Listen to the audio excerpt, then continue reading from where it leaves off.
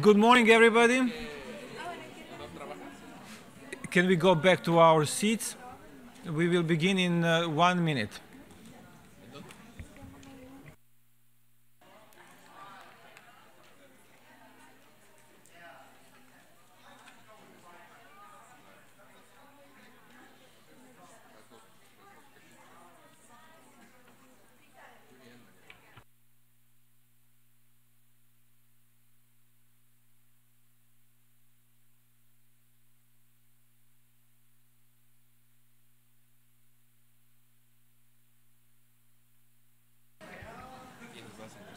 Okay.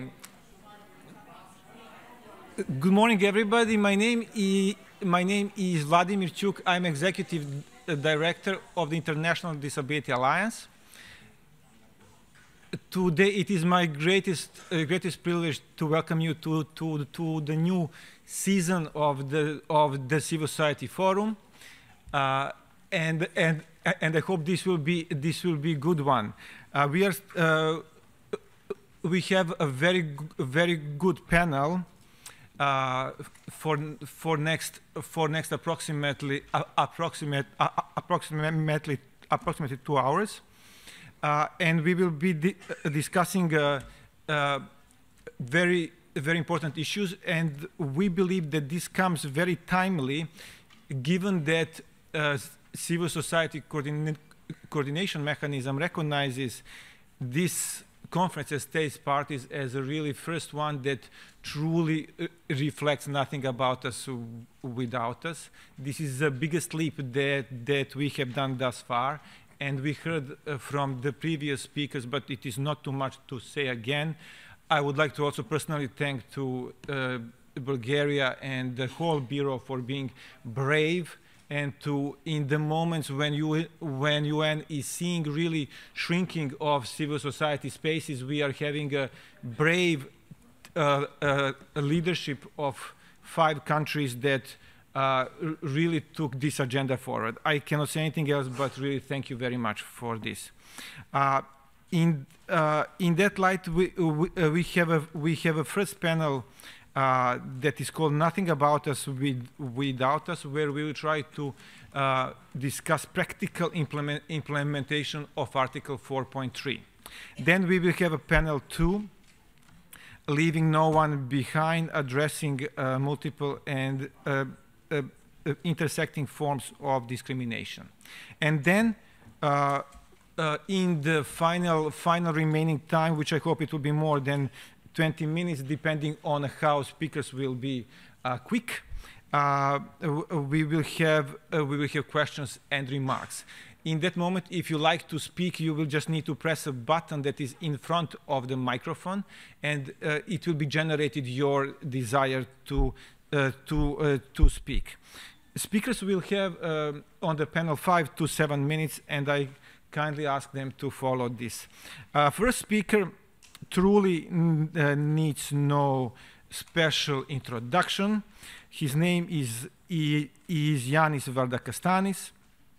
He is today representing European Economic and Social Committee, and he is also president of the European Disability Forum, and he was former chair of IDA, and person that I personally learned the most from. Yanis, please, floor is yours.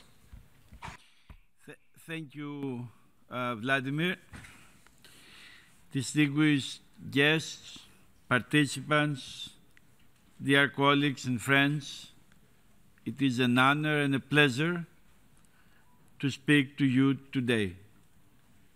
I would like to begin by congratulating wholeheartedly Bulgaria and the whole Bureau of the Conference of States Parties for making this Conference of States Parties a unique one, because the future state parties, Conference of States Parties, will need to live up to the standards it creates for the inclusion and participation of DPOs and civil society in the planning, the organization, and the running of the Conference of States Parties. And I say this with the experience of being present during the negotiations from 2002 to 2006, and also through all conferences of states parties, all of them up to now. This is a unique development, and again, congratulations to all. I'm asked to speak about Article 4.3. Article 4.3 is, in fact, including in the Convention the nothing about us without us. It has created an obligation of the states parties to the Convention to meaningfully consult with and involve persons with disabilities and children with disabilities to their representative organizations. And of course, throughout the 10 years of the history of the CRPD, we have seen different variations of how this very important, very core principle and provision of the CRPD has been met and implemented. We need to make it very clear that when we speak about 4.3, we need to directly link it with 33.3. Let me remind us all that Article 33 is about the national implementation, monitoring and protection and promotion of the CRPD. And in paragraph 3, what it does is to explain more what it means in paragraph 4, in paragraph 3 in Article 4. It says that the focal point, the coordination mechanism, paragraph 1 of 33.1, and the independent mechanism, protection, monitoring, and promotion, cannot happen, and should not happen, without the meaningful participation of civil society, including, more particularly, persons with disabilities and their organizations. So when we speak about 4.3, we speak about the essence of participation, of nothing about us without us. And the implementation of those provisions that are direct, but also the indirect ones throughout the CRPD require a plan of action. A plan of action that needs to be put in place in collaboration with the DPOs and the CSOs. Meaningful consultation and involvement requires capacity building, requires funding, requires the provision to the DPOs, the real means to fully participate, to meaningfully take part in and influence in substance and in practice the implementation of the CRPD. We have seen this through the parallel reporting. The parallel reporting has been a unique process. It has influenced greatly the establishment of coalitions, of alliances at national level, among DPOs themselves and between DPOs and other civil society organizations, in drafting the report, but also it has provided unique opportunity to the disability movement to influence meaningfully and to have strong dialogue with the members of the CRPD committee, and we heard all what the chairperson of the CRPD committee said a while ago. Therefore, this process of parallel reporting needs to be seen as a two-way process. It has influenced the UN system, but it has also immensely influenced the internal development of the disability movement. And I would like to congratulate the International Disability Alliance for the work they have done throughout these 10 years and their members in all regions, including the region I come from, Europe. And I would like to conclude with this. The nothing about us without us was never a slogan. It was never a motto. It was the essence, and it is the essence, of the way we understand in the disability movement the real implementation of the CRPD. Participatory, inclusive, and not paternalistic. And this is the way forward. But it belongs to us to make it a reality. It belongs to us to join forces and to say, as they say in Italian, to those who do not respect Article 4.3, basta. Thank you very much.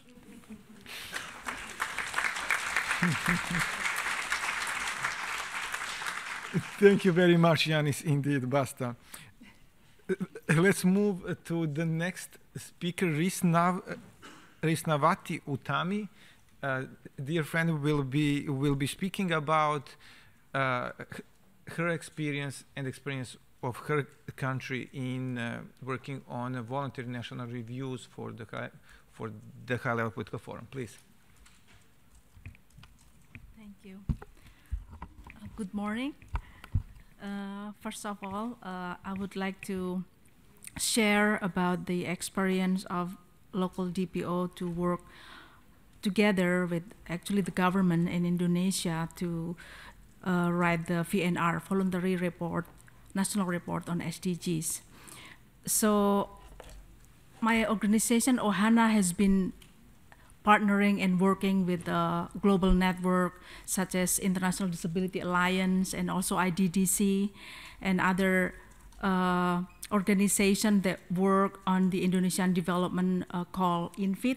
So we've been working together hand on hand to promote and advocate sustainable development goals in Indonesia and to make it more on the ground implementation, which is quite struggling how we can make it more on the ground, because many of the government, especially at the local level, they don't know about SDGs yet.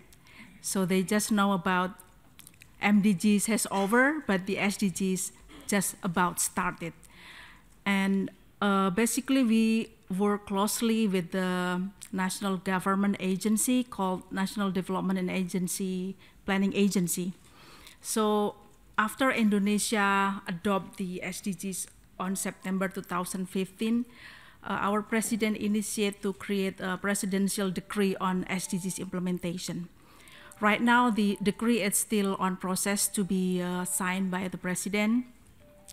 And this week, actually, my organization invited by the presidential office to speak about how to implement the SDGs that has perspective on the rights of persons with disabilities. This is a green line for us. And my organization presenting how important to involve the DPO altogether in Indonesia, because presidential program and budgeting has the vision called Nawacita. So in Nawacita, the government emphasized about the importance of reducing inequality and poverty, which is the issue that's close related to disability in Indonesia.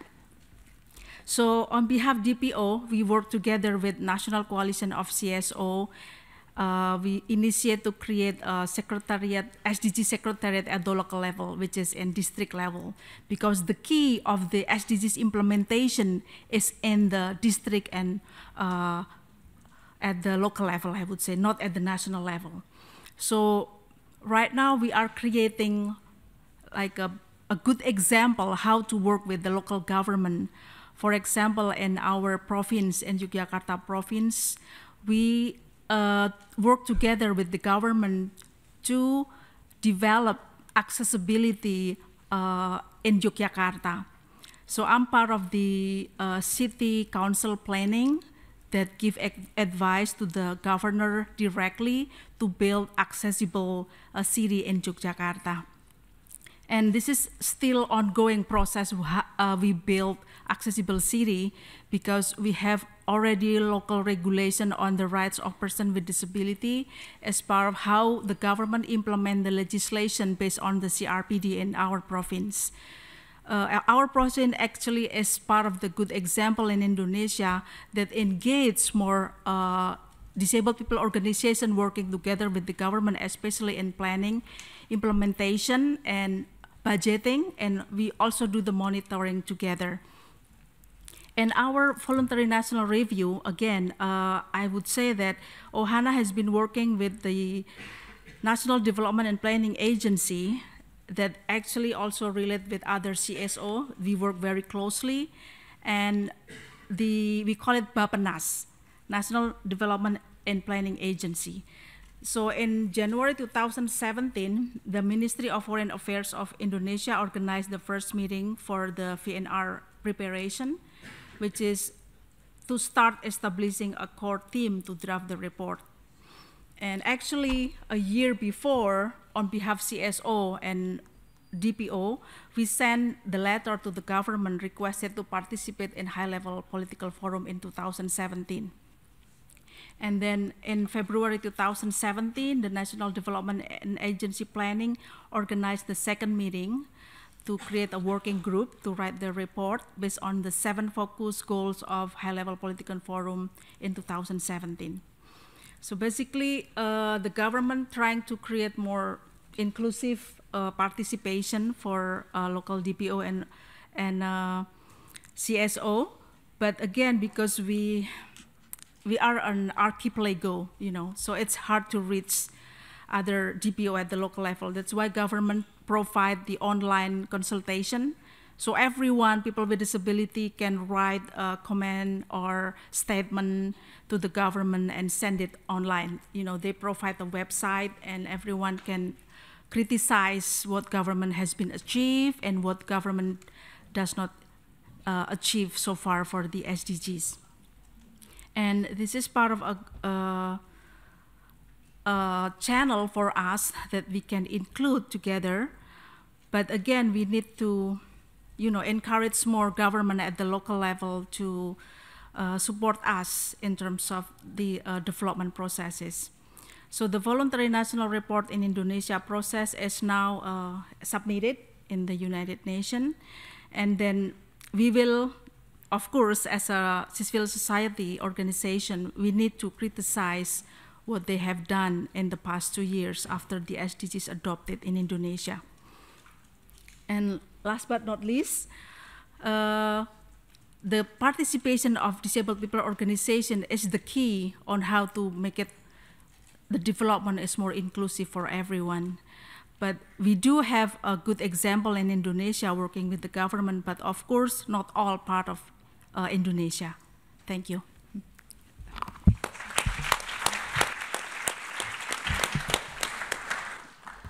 Thank you very much, Risna. I think this is very important that we start thinking about our participation not just in the CRPD processes, but also Agenda 2030. And I think that we need to find a way to mutually reinforce them and to make both work for us.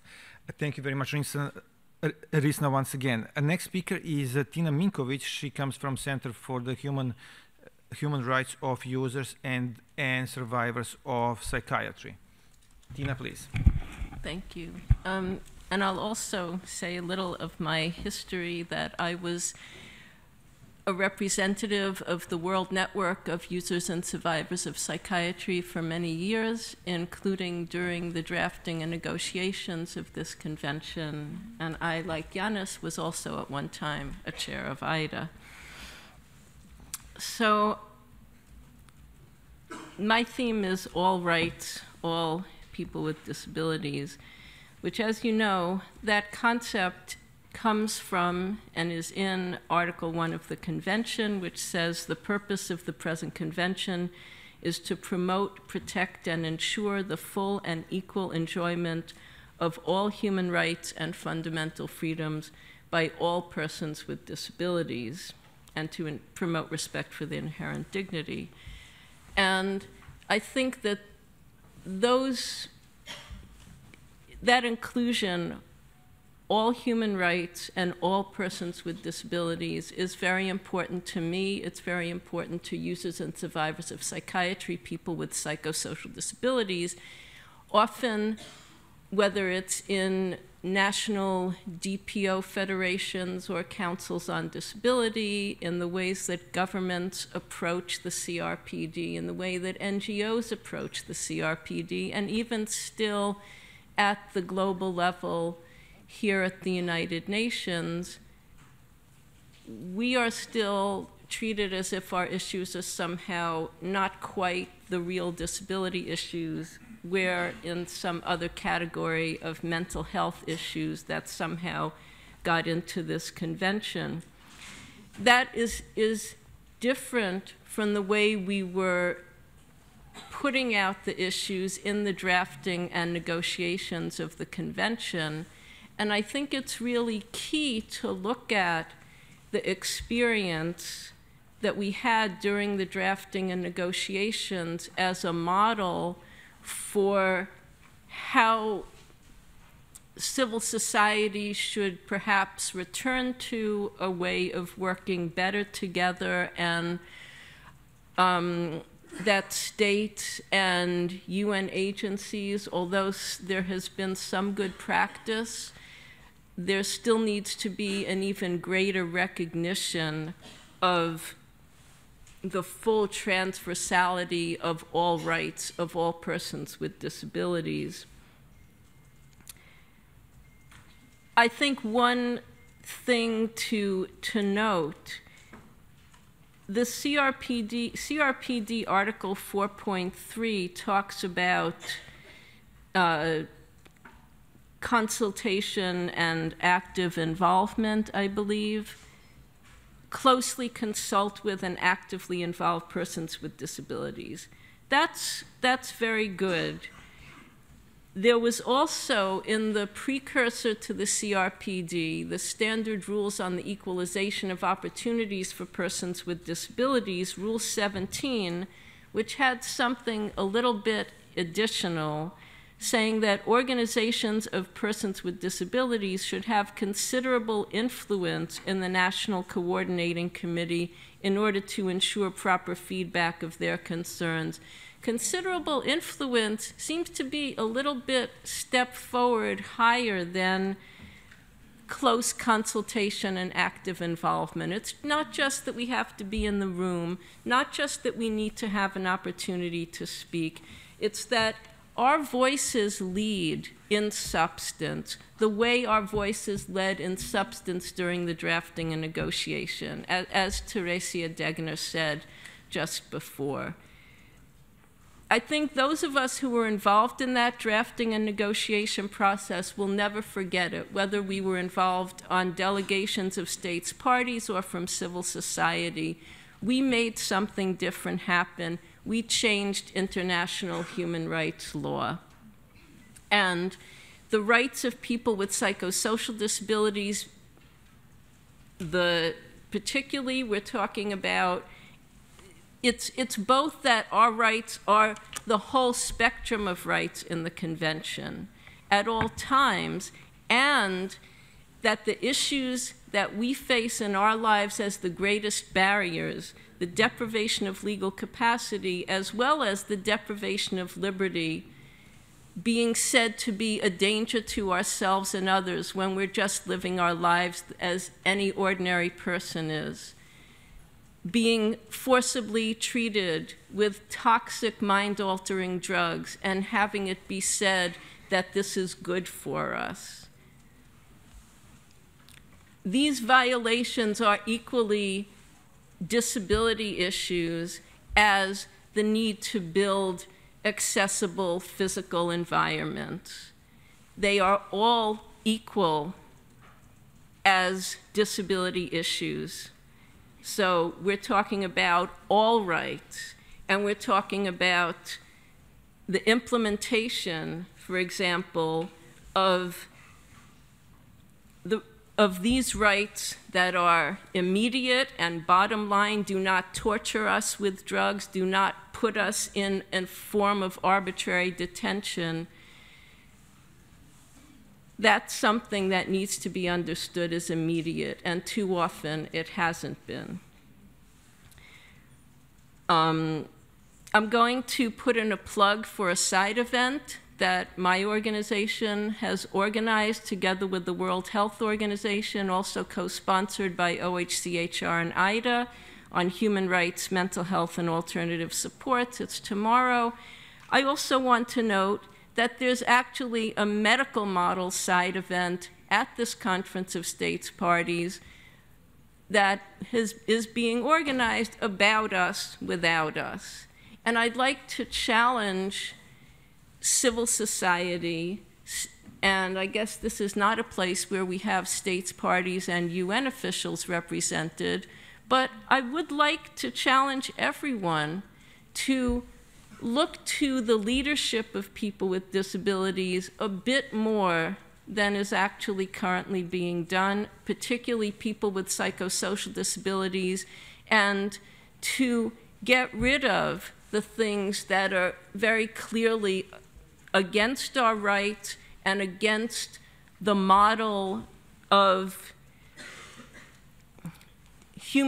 disability as a human rights and non-discrimination issue, getting us out of the medical model, to get rid of all the things that are remaining and to not let them be part of, to raise questions and to just eliminate and get rid of those things that are actually not part of this new paradigm. Thank you. Thank you very much, Tina.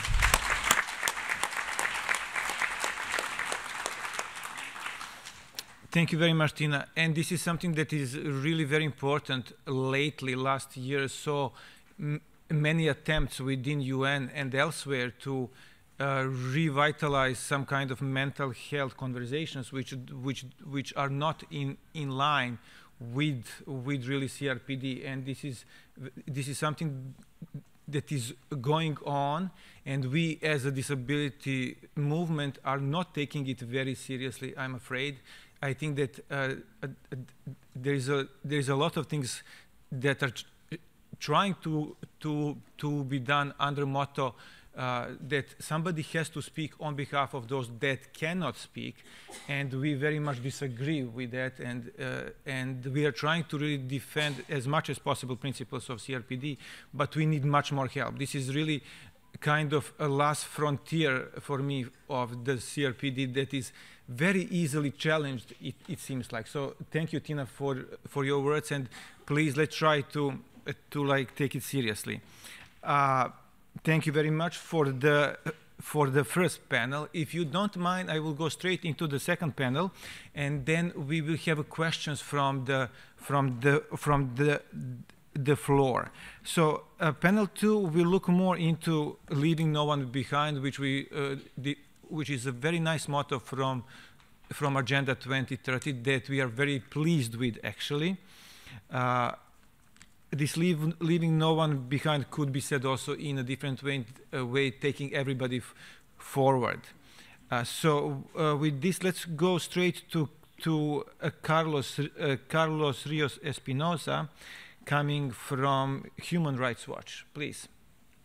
Thank you very much, Vladimir. First of all, I would like to thank the International Disability Alliance for allowing me to speak this morning.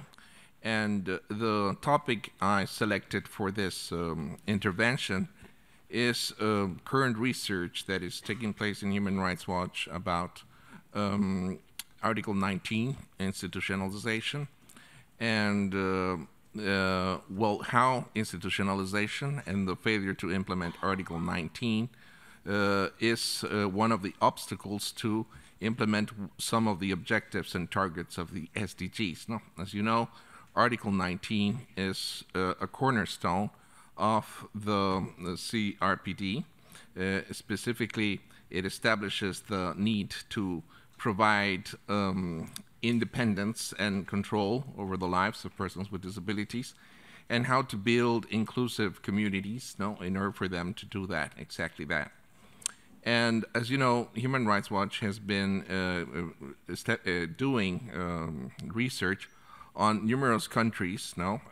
Specifically, it has done work on Croatia, Russia, more recently Serbia, Armenia, on the situation of specifically children with disabilities living in institutions, and also adults living in institutions. And now I'm currently working also in Latin America, that, as you know, is a new region for Human Rights Watch in terms of research concerning living independently and being included in the community. And I would like to highlight some of the findings that we've seen there, and how this, in a way, replicates or reproduces some of the most egregious human rights violations. Among them, of course, poverty, though. Institutionalization of people with disabilities reproduces poverty, and it touches on several human rights, that are violated systematically because of this. As you know, in Latin America and in the Caribbean population, according to ECLAC, 12% of Latin American population is thought to live at least with one disability. And this represents around 66 million people, according to various statistical sources in the region. But of course, data collection is again, some of the most still challenges for this specific region of the world. There is no set standards to how to really measure disability, and we don't even know how many people with disabilities live in institutions and children with disabilities live in institutions in this part of the world. But we're going back to what are the findings that we have made in this specific countries, and what this entails for the correct implementation of the SDGs. Well, we can find several points. First of all, children with disabilities are forced to live in institutions because, well, a number of reasons, but basically because families are poor, and are not provided with adequate support to raise their children. There are no inclusive education or education at all for these children, and more often than not, families are forced to take their children into institutions, which is in itself a violation of Article 23 of the CRPD, as you might know. And of course, children are not provided, children with disabilities now, that when they live in institutions, are not provided with any alternative care program. So as you can see, foster family programs, for alternative care programs in general, are inaccessible for children with disabilities. So they live there without proper support. They don't receive any education, if any.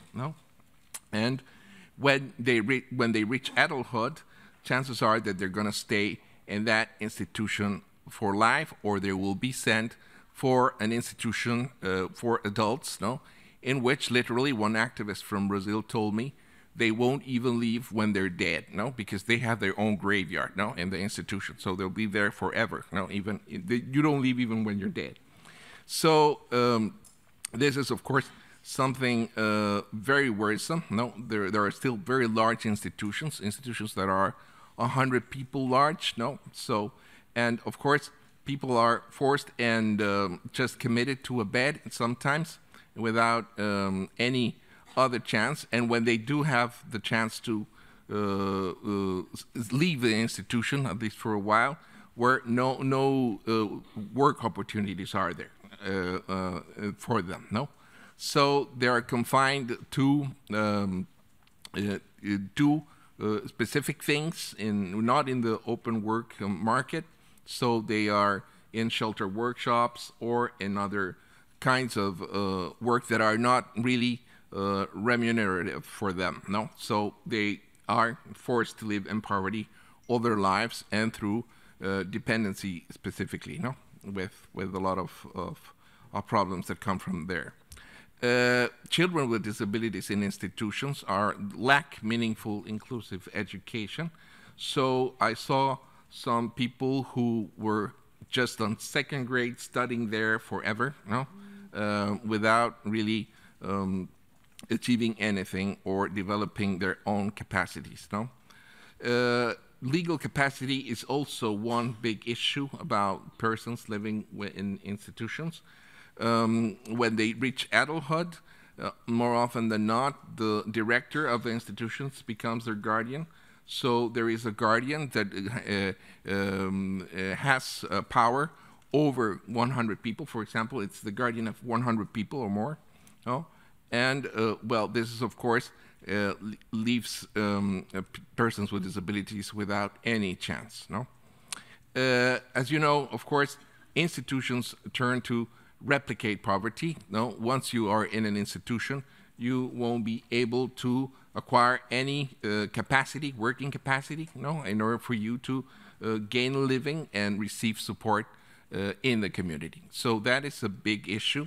And although there are some efforts, no, and this must be recognized from some countries, for example, Brazil has developed some programs to make transitions from institutions to independent community living. These are implemented by people who don't have disabilities and don't really have the new paradigm model, no, in their own conscience. So there is a very entrenched culture of institutionalization.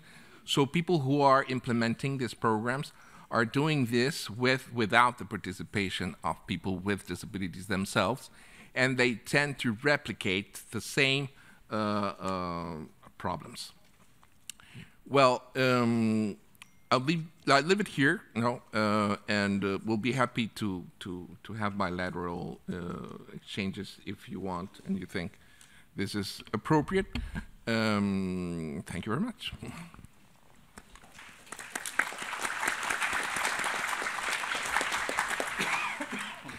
Thank you very much, Carlos, for bringing these very important issues. Let's move straight to Nidhi Goyal. She will be talking about how we can realize gender equality in a disability rights movement, something that is very important right now, given the giving the CRPD committee a constitution right now. I think that's something that we should look into our leadership, because people who are now sitting on a CRPD committee are not there by themselves accidentally. I believe the disability rights movement should work more to further profilate gender leadership. Please. Is this on? Am I audible? Okay. Good morning, everyone. Thank you so much, IDA, for inviting me here. Hello, friends and colleagues. As Vladimir said, we'll be talking about gender equalities, or bringing gender equality in the disability rights movement. And we've been, you know, the chair, CRPD committee, special rapporteur, and a couple of us have addressed it since morning in different ways. But before we get into talking about gender equalities, I wanted to take a step back and say, when we talk about disability inclusion in the society and when we started our struggles decades ago, we raised our voices, we asked for our rights. But there was also responsiveness from the non-disabled world, and that's where inclusive societies are formed. In a similar way, we say that for gender equality within the disability rights movements, it's not only the women with disabilities, but really all of us. We thought we'd call it we for she. So all of us standing up and talking about gender equality. To be very fair, I am going to be addressing specifically women and girls with disabilities, and that does not cover the entire spectrum of gender, but that's where my focus will be today. Why are we talking about these gender equalities or gender inequalities in the movement? We all know that girls and women with disabilities encounter multiple barriers in accessing their rights and accessing services entitled for persons with disabilities. As outlined in her first report to the Human Rights Council, the Special Rapporteur said, and I quote her here, in our international and national disability movements, we have too often failed to systematically take into account the gender discrimination, the gender perspective, and there is an urgent need to address the multifaceted discriminations and marginalizations and the multiple violations that women and girls with disabilities face. We have seen that we've moved ahead from where we started our struggle. We have Article 6, we have the General Comment 3, we have SDG Goal number 5, specifically talking about gender equality. But when we talk about gender equality, it cannot be boxed or compartmentalized into one article or one goal or within a general comment. We need to focus on gender equalities throughout the convention, throughout our work, in every policy that we're talking about, in every issue that we address.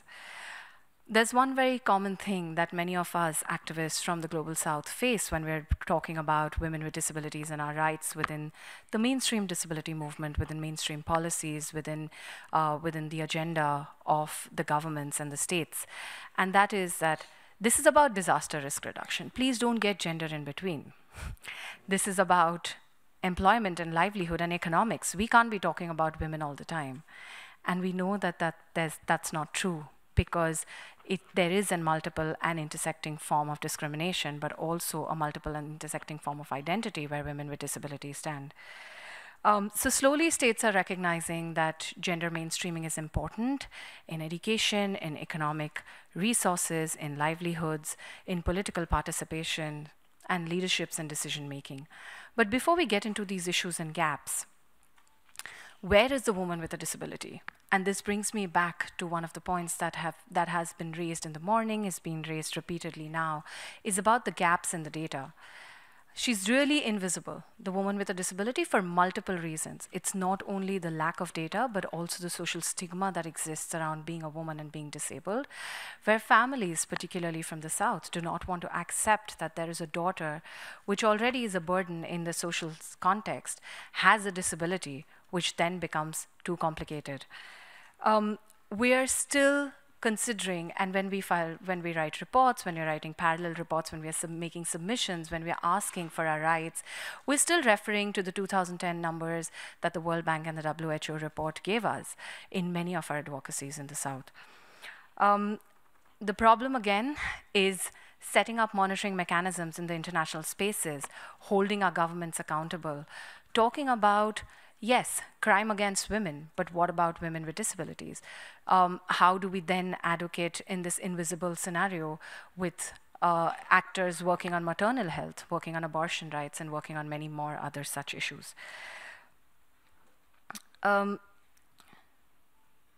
So coming to the multiple and intersecting forms of abuse or marginalization that girls and women with disabilities face, really getting back to the contexts of the civil societies, disabled people's organizations, and NGOs where we come from, many of these organizations and the actors and the experts are still talking about double marginalization, are talking about this additive notion of identity where if you're a woman and you're disabled, it's double jeopardy. If you're a woman, you're disabled, and you're poor, it's triple jeopardy. As a result, two things end up happening. One, that it's really not a non-understanding of the intersections, but also a simplification of the process or the solutions, saying, okay, we'll take care of the part of disability, you take care of the part of being a woman, because then one marginalization is gone out of the two, which is the double one. we, within the movement, and this is something from where Tina said, we're talking about including everyone and different actors, and sometimes we find that it's difficult within different disabilities. We've been asked to raise our voices as one, to talk one language, to bring up one sort of ask, demand, and solution. But sometimes in this, the representation gets lost. When we're talking about these power structures that we're fighting with the external sort of non-disabled actors, we also need to sit back and reflect of whether within our own movement if there is a power structure present, or are we conscious of any kind of discriminations that we may end up doing towards each other. Women with disabilities as a group face many issues that are over and above that persons with disabilities would face. So when we're talking about education, we're not only talking about access to education, access to educational materials, we're not talking about the infrastructure of the accessibility of educational institutions. We're also talking about whether there are accessible toilets for women with disabilities who find it absolutely essential, or is the important factor that ends up contributing to the rates of dropouts of girls from schools.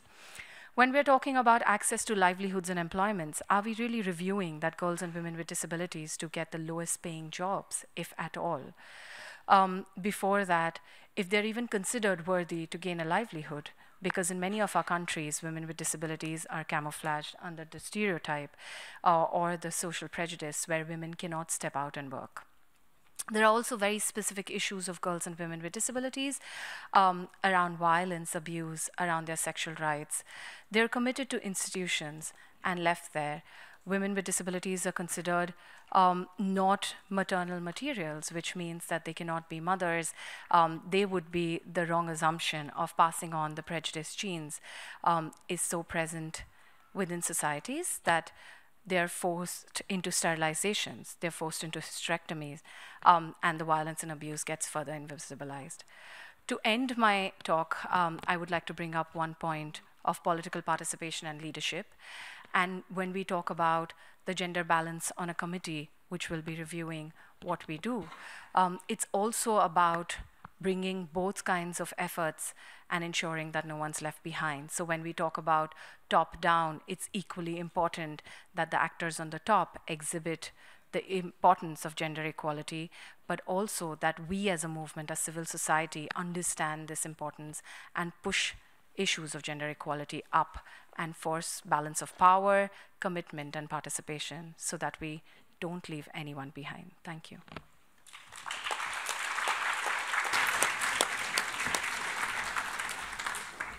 Thank you very much. And we have one more speaker, last but not least, Mariana Camacho.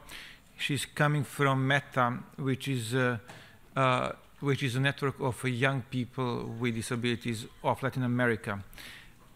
The floor is yours. Good morning. Good morning. First of all, I want to thank the International Disability Alliance and the United Nations Population Fund to allow me to be here today.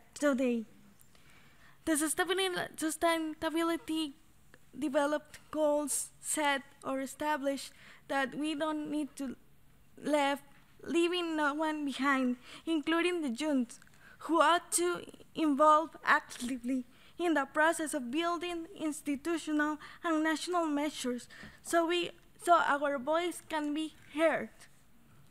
Since the beginning, we are a food film actor in this process of the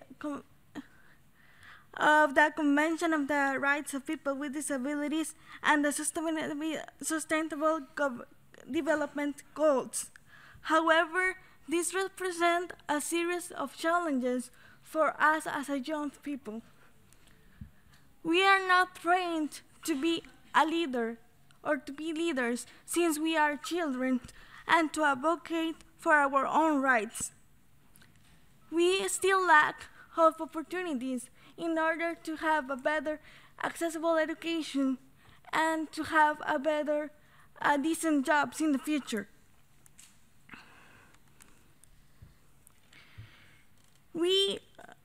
advocate for spaces so we can participate socially and politically in some places. However, we need to be prepared for that. We need to know our rights, and we need to know what are we standing for. So that's why social civil organizations are so important, because we are pursuing leadership, our own leaderships and our voices, and there are space so we can come in and have these opportunities to speak out for our own rights. However, we need to exchange experiences from those people who have been in the movements for so long. We need to exchange or have exchange of opinions and experiences from women and men who have been in the movement for several years, who have been fought for our rights from the beginning. For example, in Costa Rica, there is a law that we call Equality of Opportunities for People with Disabilities, and the government published it in 1996, and I'm 26 years old. So when the law was published, I was only a baby, and I need to know how my partners, women and men, have done to fight for their rights, to establish those rights in that law. And there is no writing process of it, so I need to know what were their struggles, how were their gaps, what do they do in order to fight for their rights. As a civil society, we need to develop strategies and initiatives to empower young people. We have to develop methodologies, participant methodologies, in order to figure it out, okay, in this area, in this technological area, when social media is so important, where apps are growing up every day, when we have smartphones, what we can do to get young people with disabilities involved, what we can do to make them more attractive to fight for our rights, what we can do to make them educated since they are children. That's why in META, that is a social civil organization, a movement of young people with and without disabilities, we are trying to do so. Why people with and without disabilities? Because human rights are for all of us, all the people, included, and also people without disabilities are able to fight for our rights, because we have families, we have sisters, we have brothers, we have classmates or schoolmates, and they're getting involved in these issues as well.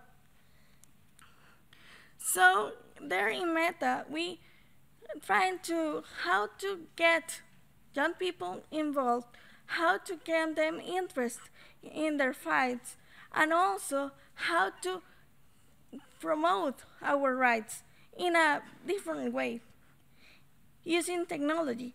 So we have a project that's called Decímelo a mí, or Tell to Me in English, that is for deaf young people who have, it's a platform using an app, so you have the opportunity as a young deaf people to get sexual education from sexual and reproductive, on your sexual and reproductive rights. So for example, there is a card, you scan the QR code, and then using a reality, an augmentative reality, you are unable to saw people, young people, talking to you about your rights in sexuality and using sign language. And with this little project, we are able to diminish the gaps on the access of information of deaf people, for example. So also, we developed some roundtables related to the convention, because the convention has been already established and state since 11 years ago. However, we as young people, we don't know it yet very well. We can read it, but we need to know what does that convention establish, what that words mean, what those rights mean, how to make them real. And for that, we established those roundtables in order to, okay, what are the main gaps that you are living in your communities, in your families? So, for example, sexual rights for women, that condoms are not available, or that pregnancy tests are not in accessible ways. So, for example, a blind women, young women, are unable to take a pregnancy test by herself. So, in those discussions, we realized that gaps are bigger than the convention established. The convention is just a floor. It's the first step, but we need to go beyond that. We need to go to our realities. We need to go to our countries and see, okay, what is going on? Why gaps are being so big? Why lacks and necessities are still happening? Why governments are not still getting truly involved in the fulfillment of the convention? And so I want to tell you, or to end, in order to end, we need a way to generate meeting points where young people, when women, when adults, when children can be enabled to come together, to work together, to ensure that states are fulfilled with the convention, because there is our rights. And if they say yes to the convention, they must work on it. They must develop initiatives that must get us involved. So thank you.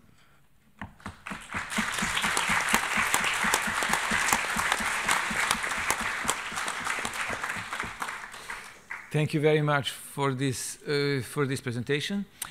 So now back to you.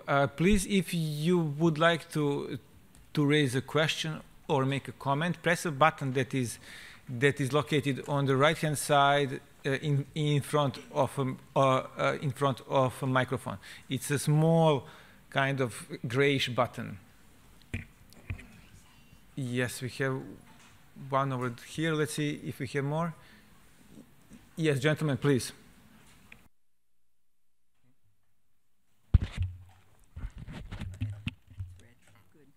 Yeah, I am Ahmed Isa, the chair of Gadarif Digital City Organization, Sudan, which is founded in a partnership with the Digital City of Eindhoven.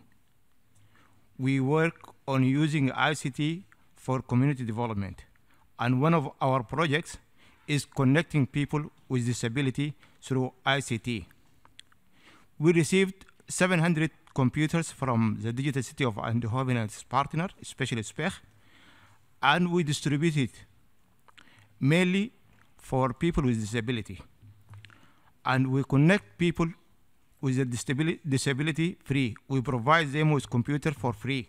And also we established telecenter for training, capacity building, and skill development for people with disability.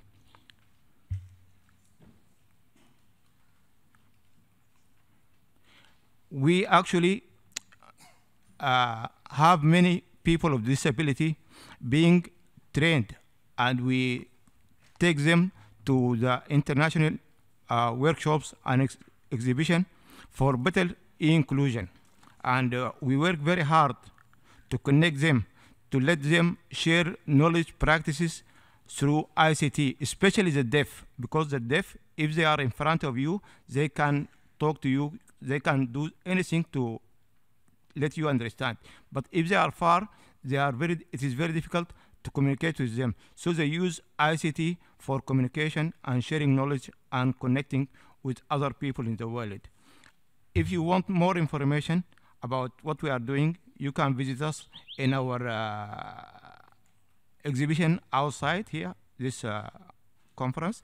And also you can go into Gadarif Digital City Organization or write GDCO Sudan and disability. You will find a lot of work that we are sharing with the global community. Thank you. Thank you very much. We have now next the AOPD.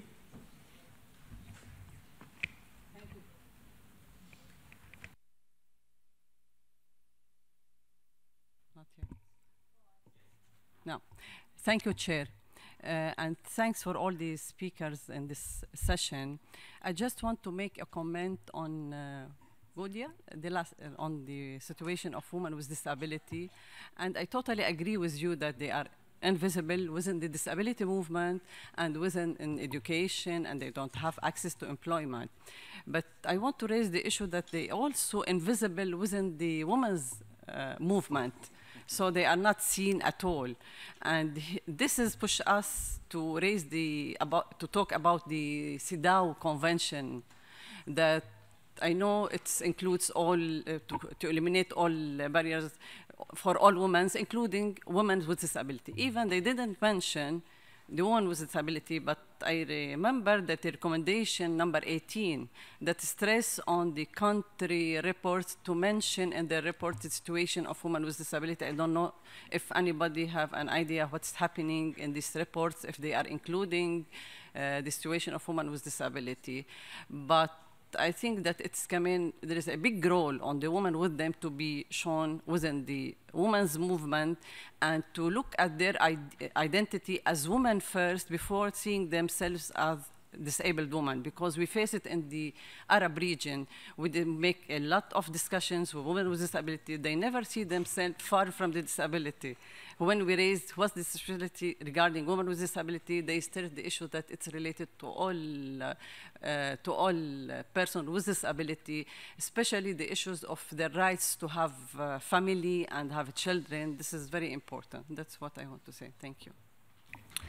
Thank you, Jada. We will come back to the panel after a couple of more questions or comments. Next is we shall be friendly and give floor also to governments to speak.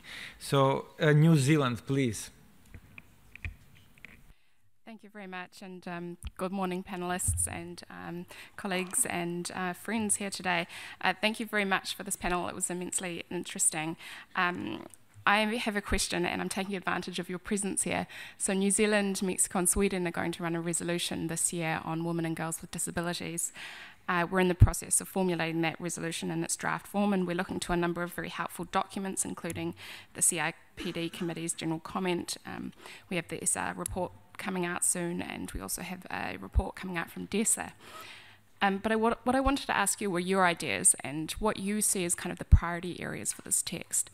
I think for us, the point that was made earlier about filling some of those gaps from the convention itself is one really important one. And I think within this resolution, we really want to focus on very practical steps and measures that member states can take.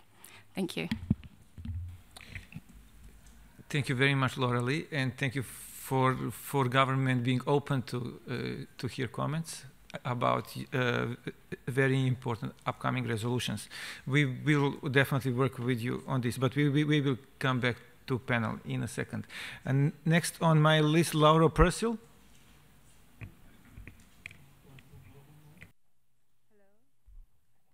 Hello. Thank you very much. I want to highlight the statement of our friend Tina. I would like to highlight the statement of our friend Tina. Very often, Very often, we experience we experience the nothing about us without us. the nothing about us without us. Yes, we are there, Yes, we are there, but very but very often often we remain being taken for we granted. remain being taken for granted. That's why when Tina highlighted That's why when Tina highlighted Rule 17 of the rules for standard of equalization, I think we have to consider and seriously look at that. How do we make sure that when we are there, we are there as influential participants, not merely as mere participants, but participants who are considered influential? I think as a global group, We have to realize that in our own countries, if we are left alone, if we are left alone, the most uninfluential sector the most uninfluential sector is the sector of persons with disabilities. is the sector of persons with disabilities. There has to be So there has to be an active global movement an active global movement that will make us even more influential. that will make us even more influential, that when we are really there, we are really seriously considered, we are really considered, and we are really and we are really influential. influential. So in this So in this connection, connection, I wish to ask the panelists, what can we do what can we do to make to sure make sure that when we are there, that when we are there, we have considerable influence? we have considerable influence? Thank you. Thank you very much, Laura. One more comment or a question, and we will go back to panel. Please, gentlemen, in the second row. Yes.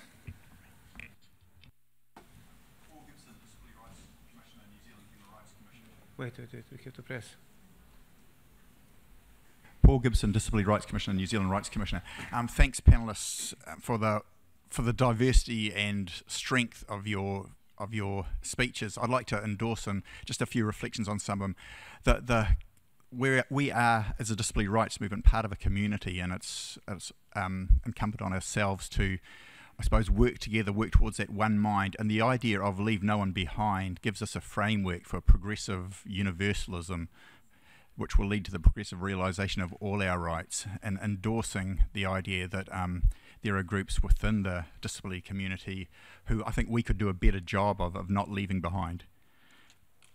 I'd like to endorse the gender aspect. The current CRPD committee is a reflection of our community, is an embarrassment to us, and I think we can proactively work towards changing that. I'd also like to endorse that the need for diversity. We can be over-categorised and over-medicalised in how we look at ourselves, but the diversity across the committee on impairment basis we should look to increasingly add to. It shouldn't be exception, it should be the rule that we have people like Robert Martin, people with intellectual disabilities, that we should have people with psychosocial disabilities, and people with neurodisabilities on the committee as well. And I think going forward, looking to next year's election, perhaps a call to men, unless you have some specific diversity which you can bring to that committee, to step aside and look to build on the diversity of the committee within the underrepresented groups at the moment on the committee, including women. And one final reflection, I was at a session 2 years ago which didn't reflect nothing about us, without us perspective in terms of the rights, in terms of people with psychosocial disabilities, and I'd like to endorse that call that we do have a better process for including the voices of the affected in the development of side sessions, and a challenge to the organising committee of the Conference of States Parties to actually involve disabled people's organisations in the development, in the processes for the approval of side sessions, so they are reflective of realising the rights of people with disabilities. I suppose the final congratulation, it hasn't been mentioned, but from amongst our community, we now have a leader of a world country, Lenin Moreno Garcia, who perhaps once might have been on this panel, now is the president of his country. Thanks. Thank you very much. Let me go now quickly to the panel to make a feedback or comments. Who would like to begin? We have Tina, Yanis. Tina starts, please. Thank you. I'd actually like to speak to the issue of CEDAW and women and girls with disabilities, as well as the other issues raised directly towards me. CEDAW actually has, on at least a couple of occasions, addressed rights of women with psychosocial disabilities, deinstitutionalization, and ending of forced treatment in response to this being raised in shadow reports of NGOs. So they have made a couple of recommendations at times, and I think it's important from my perspective, both in, and I have also been contributing to CEDAW consultations when appropriate. I would also like to make the point, both in relation to CEDAW and in relation to the work in New Zealand, please do not forget the connections between autonomy and especially bodily autonomy that get raised in the context of women's human rights and the abuses perpetrated against women and girls with psychosocial disabilities in the context of forced treatment and deprivation of liberty. I am a feminist. I have feminism in my entire being, and that was what I brought to the work I did on the CRPD norms. When you talk about bodily autonomy, it's really indivisible, whether it's violated by rape or whether it's violated by forced drugging or restraint or seclusion. They all end up being the same violation. So I'd like to really reiterate, and especially since it is an immediate obligation under the CRPD and it's a human rights emergency everywhere in the world, please include that. In relation, I really love your question, Lauro, about what can we do to make sure when we're there we have considerable influence. I think to a large extent that really depends on what others do to invite us in and to treat us as people that they are inviting and expecting to have considerable influence. So there's a lot that has to be done in advocacy by the disability community everywhere to strategize about what can we do to make sure that that happens everywhere in all the places we are. And I appreciate very much what Paul Gibson, the call that you made for including the voices of the DPOs, the people of the particular group that's affected in development of sessions and in the process for approval of side sessions. That's a good example of how the disability community as a whole can advocate for us to actually have considerable influence. I would also like to say things that I think we can do when we're at the table. I would make two suggestions. When we're speaking, speak into the gaps. Look at what is not being said that you know needs to be said. Find your voice. What is actually not being talked about? What is everyone tiptoeing around and no one is willing to say, and say it? That's what I've done. And I think that I actually have managed, despite everything, to have influence. And also, work behind the scenes and also work publicly. I think most of us are aware of that. it's very important to know when it's appropriate to do one or the other and when it's appropriate to do both. Thank you very much to everyone. Thank you, Tina. Yanis, please. Thank you, Vladimir. I would like to make the following comments.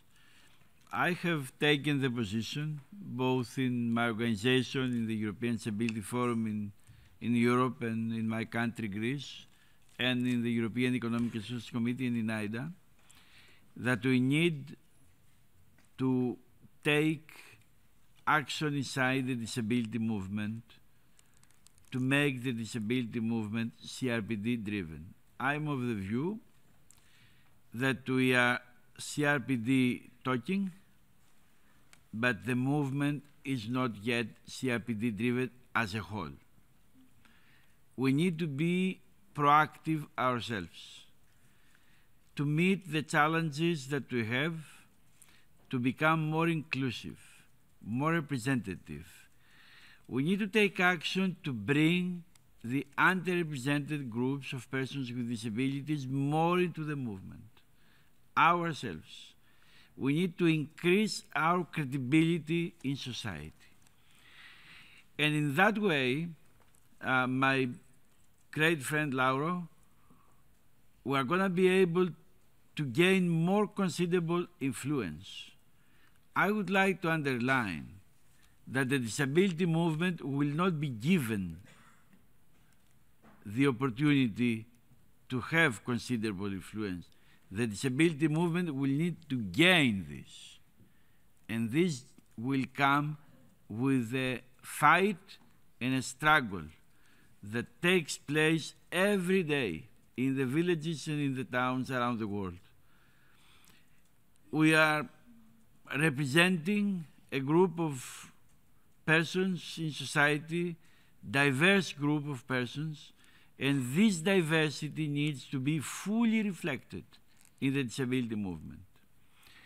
And I would like to make a proposal to the CRPD committee.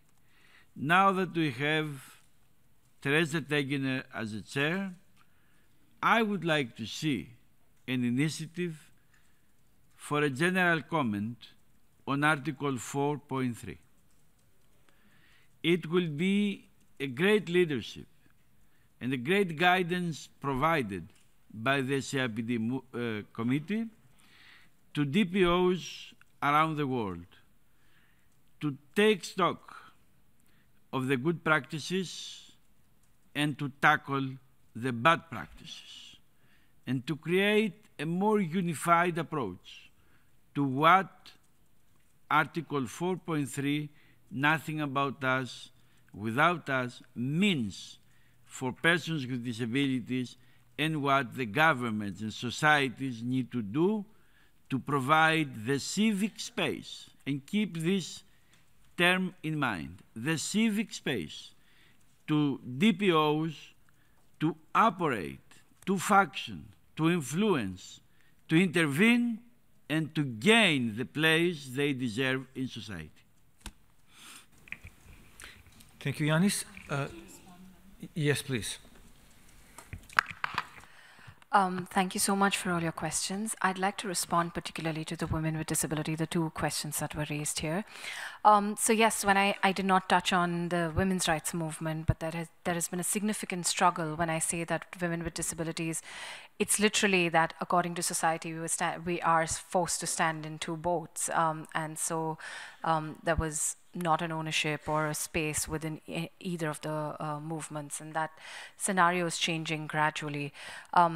One thing about the women's rights movement is, again, about the bodies, about the whole puzzling with what is a perfect body and fighting against the idea that women's bodies are weak, and then women with disabilities sort of not coinciding with that kind of thought that feminists wanted to push. But that having said that, we're again breaking power structures within that and redefining the way we look at things. And so yes, when we talk about multiple and intersecting forms of discrimination, we also need to remember, which I said, that we have an intersectional identity of being women and being disabled, and that's why accessing CEDAW and CRPD together has always been something that we as women with disabilities, or in many countries, women with disabilities are using. One thing that I'd like to specifically bring out here, which sort of I couldn't expand a lot when I was talking, is about certain kinds of rights and invisibility around those. So for example, if we talk about sexual and reproductive health, it is still included. When we talk about sexual and reproductive rights, it has a very it has a very protective lens, even within our conventions, within the conclusions that we get. It's about ending the violence, yes, but also enjoying the rights as rights first. So that's something that we are still struggling with as women with disabilities. Women first, as people first with disabilities, and disability later, but really then being included in other spaces. So when we say for all people, SDGs are for all people, that's in the same way CEDAW is for all women.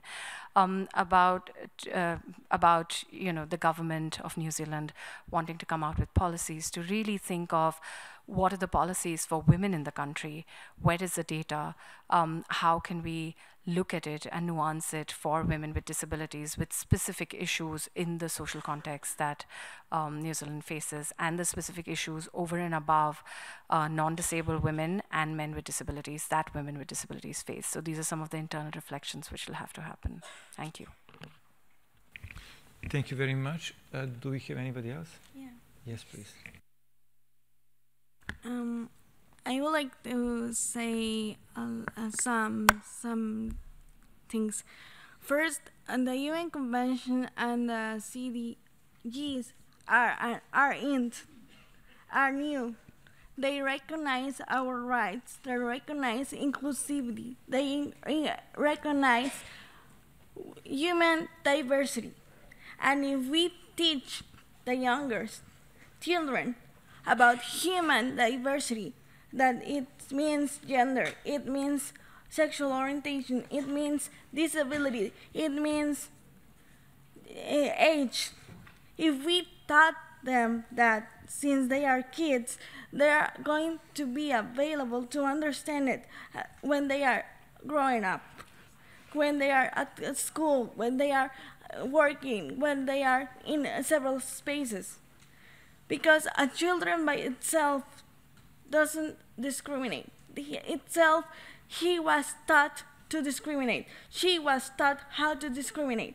And if we do that, we will have a lot of influence in the younger generations. However, we need to have influence in governments and how they create and design policies.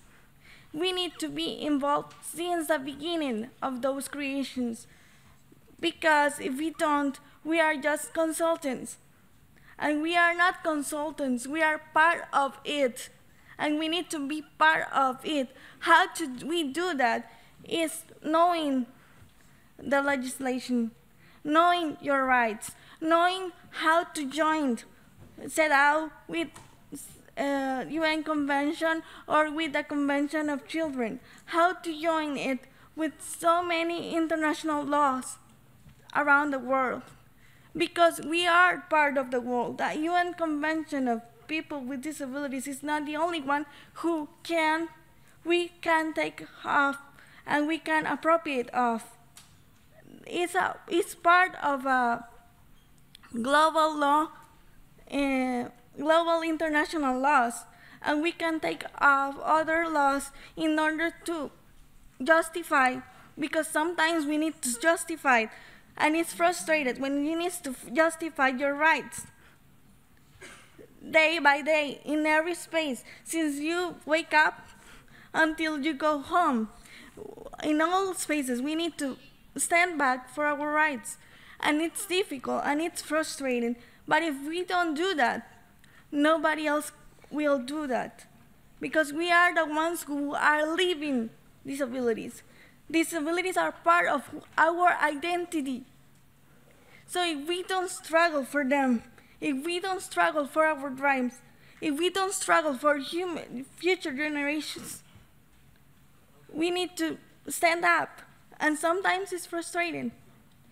But we need to figure it out, the spaces. We need to join with several other civil movements, with women, with sexual orientation movements, in order to, hey, there is a different perspective for life, our perspective of life. Thank you very much. Let's go back to floor. Thank you very much, panel, for this first round. I have on my list Al Manara Association.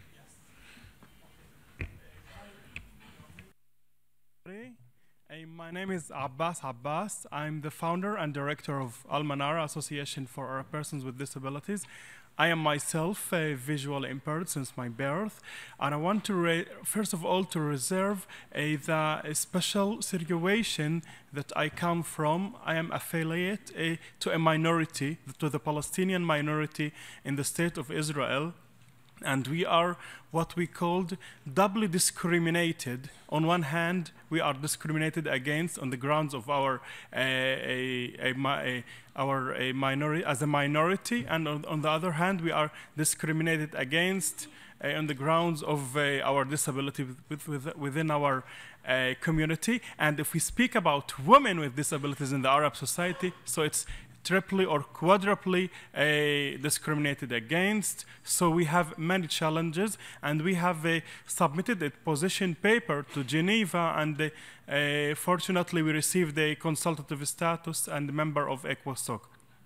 The next issue that I want to raise, and one of the main challenges according to the position paper, was accessibility, and accessibility of physical accessibility and accessibility of services, lack of education, and lack of employment. And if we overcome these three obstacles, we could increase dramatically the social inclusion of this community.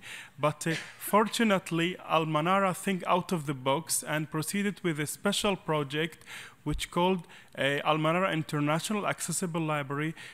We do believe that the knowledge and the ICTs would be a wonderful alleviation for empowering people with disabilities. So we established an international platform in which accessing of information through a website and mobile app, and people all over the world, not in our society only, from Egypt, from Jordan, all over the countries, could subscribe to our Arabcast, arabcast.org website, and so that they can receive information. And from my own experience and from our researches that we did through our organization, the knowledge and the access of information could be wonderful medium for empowering people with disabilities and increasing their inclusion in employment, in higher education, and in all the arenas of social life. So I'm so honored to invite you for our side event tomorrow at this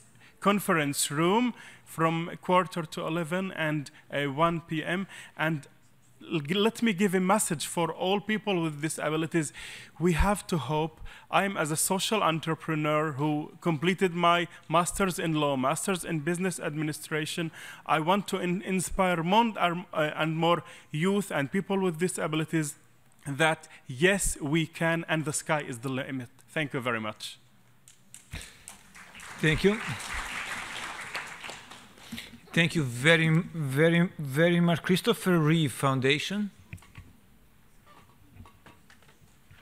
Do we have a Christopher Reeve Foundation in the room? Yeah. Yes. Yeah. Oh, I got it. Thank you. Candace Cable. Thank you, panel, for all of your presentations. It's greatly appreciated.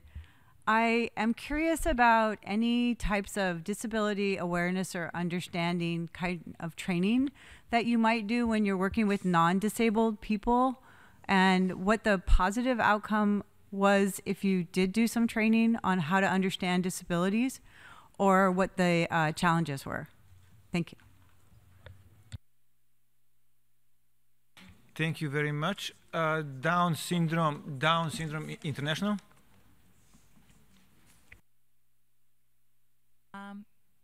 Is it working? Yeah? Yeah. Okay. I'm Patricia Almeida from Down Syndrome International and also the founder of GADIN, which is Global Alliance for Disability in Media and Entertainment. We have Article 8. We don't talk about it. We don't do anything about it. And it's very powerful.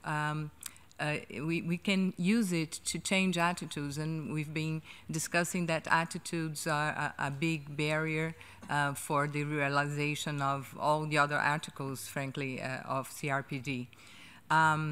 I wanted to ask the panel, how can you see that we can implement the Article 8, put pressure in governments to do it, at least on public television and media? And I would like to invite you for a side event we will have on this subject tomorrow at 11:45, conference room 12. Thank you. Thank you very much. One more, and then we go back for just a few comments from the panel. Association for the Protection of Women's and Children's Rights. Thank you very much. Thank you very much. I'm called Abang Tao George, the founder and the Chief Executive Officer of a 17 years old Limbe-based human rights organization known as the Association for the Protection of Women's and Children's Rights, APWCRO, based in Cameroon, Limbe. I'm very, very happy with all and delighted with the presentation you've given. The challenge is that for the 17 years, our organization last year, we were fortunate to have the United Nations Economic and Social Council special consultative status.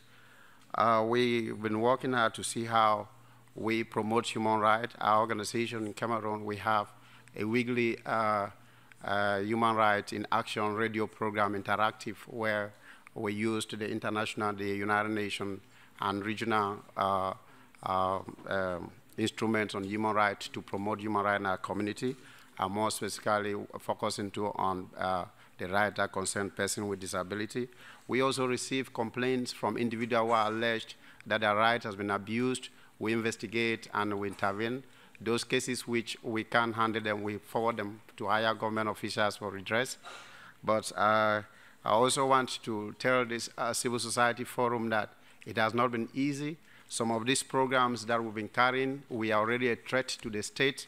That has been proven in all our day-to-day threat in our office, where law enforcement officers meet us safely and said that we are not supposed to do this. For example, when people, civilians, protest for actions, like quite right now in Cameroon, the Northwest and the Southwest region is children have not been going to schools for 5 months today.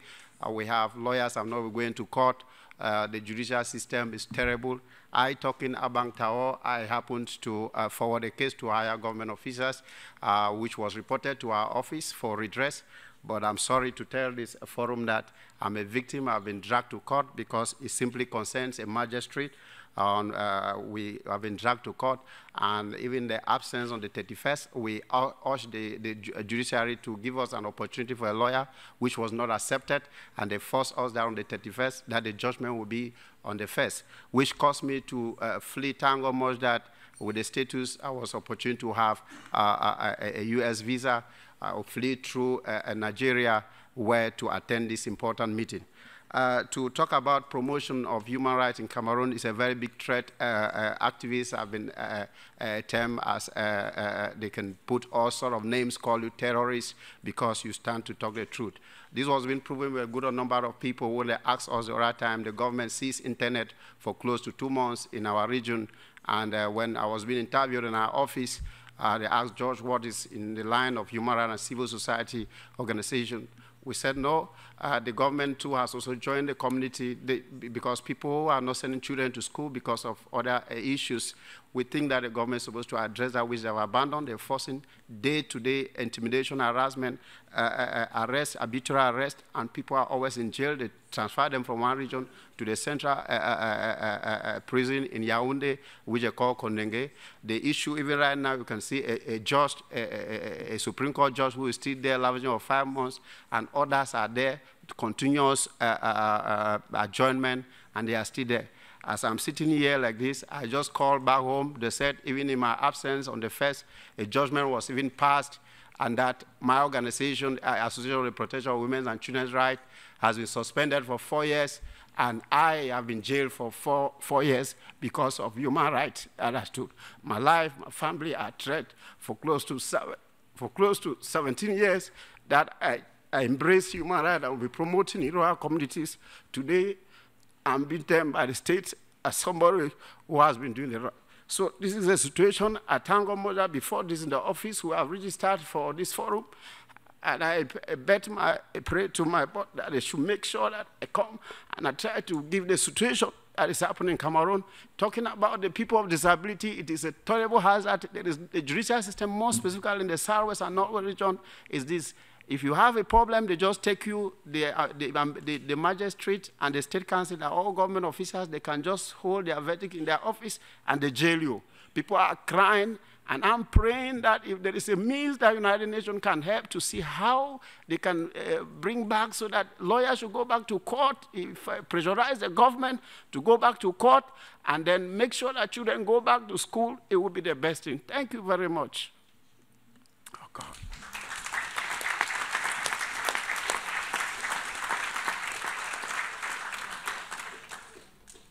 Thank you very much indeed.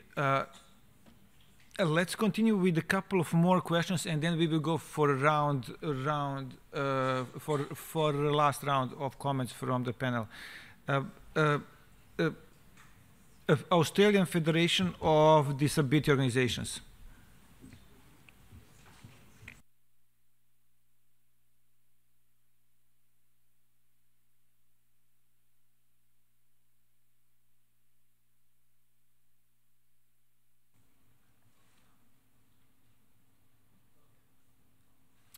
Trevor Carroll, the chairperson of the Australian Federation of Disability Organisations. In Australia over the last 2 years, we've had a number of state and at least one federal inquiry into the abuse and neglect of people with disabilities in residential and disability services in Australia. And there's been recent calls from the disability peak advocacy sector and also from victims and their families for a royal commission into the abuse and neglect of people with disabilities in these services. And one of the major issues that's been identified as a result of these various state and at least one federal inquiry has been the problem of access to justice, particularly by women with disabilities who have either cognitive impairments and or speech impairments, or who can't read or write, or who have mental health disabilities. Even when reports have been made to police about sexual assaults or rapes involving women with disabilities, it very seldom gets to court, largely because police are not trained in how to interview people who cannot read, write or speak or make comments. Secondly, police prosecutors seldom take it to court because the victim is unable to be cross-examined in court. And so the perpetrator, who has a right to cross-examination, that doesn't happen. And in many cases, certainly the majority of cases, women who are victims of sexual assault or rape don't get the justice that they deserve because the perpetrator doesn't get charged and doesn't appear in court. So this creates a whole problem, a series of issues to do with law reform, access to justice, the intersection of a range of multiple barriers for women with disabilities in terms of all this stuff to do with training of police, the court system, the interviewing process and so on. Perpetrators are not held accountable. So far we've had resistance for a Royal Commission, even though we've had several calls from the peak sector and from victims and their families. Hearsay evidence is not allowed in court in Australia. I'm just wondering whether the panel members, from your own experience in your own countries, have had similar issues in relation to, particularly for women with disabilities who have been victims of sexual assault and rape, and barriers to access to justice by the police and the court judicial system.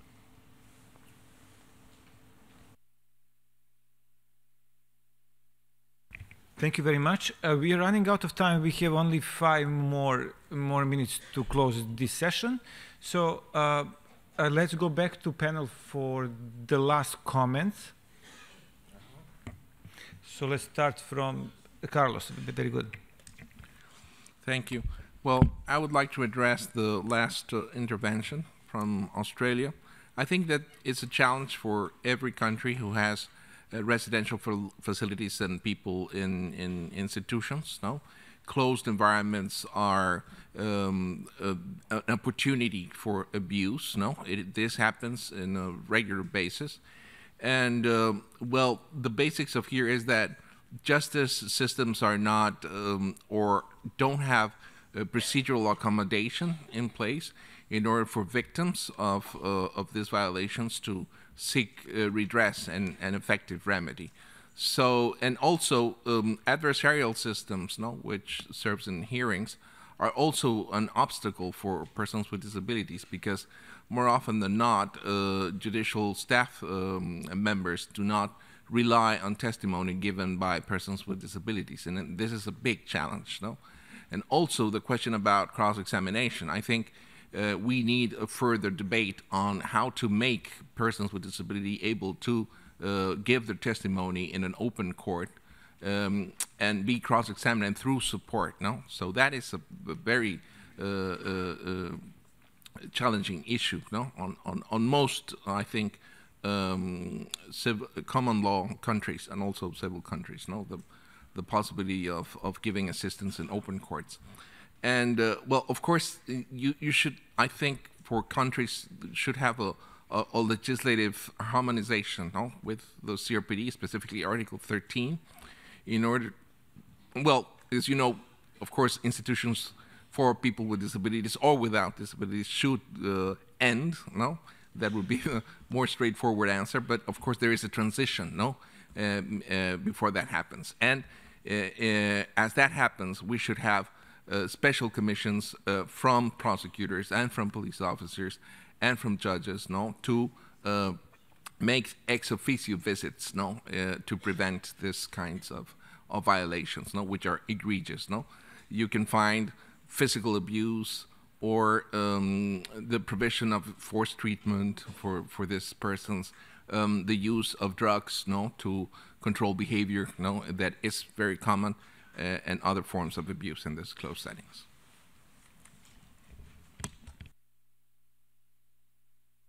Thank you very much. Can we go for the last set of comments, Risna? Thank you, Vladimir. Yeah, I just would like to address the core points that actually are raised from the audience regarding the CRPD. So we realized that 10 years after the CRPD adopted and ratified, right now maybe more than 170 countries around the world, still that we face a big gap in implementing CRPD on the grounds, especially that I heard a lot of women with disabilities still get discriminated against in their life in terms of everything, the health issue, sexual rights, education, and still that we need to make our movement stronger, like what Yanni said. The nothing about us without us, it should be, you know, embraced and embedded in our movement. Because without our active roles in the community, in the policy-making process, we cannot make the change. So we really, it's a really big collaboration that we have to do in the future to make our right reals and to make the CRPD implemented on the ground around the world. So one thing that I've been, you know, working with the government at the local level and national level, that I tried to approach the government to do the twin track approach, which is the government should do the mainstreaming on disability and development and across sector, and at the same time, the government has to do the specific disability focused programming and policy. Because if we don't engage government, obligation at this point, they do not know. So that's why in Article 8 on awareness raising, it's really important for us to do, especially for the DPO. I can conclude that the role of DPO is extremely important on how to influence the government policy. Thank you. Thank you, Yanis. Thank you, Vladimir. I would like to address the issue that was raised by Down Syndrome International concerning Article 8. Article 8 is, as it was said by my colleague just a while ago, a very important transversal article.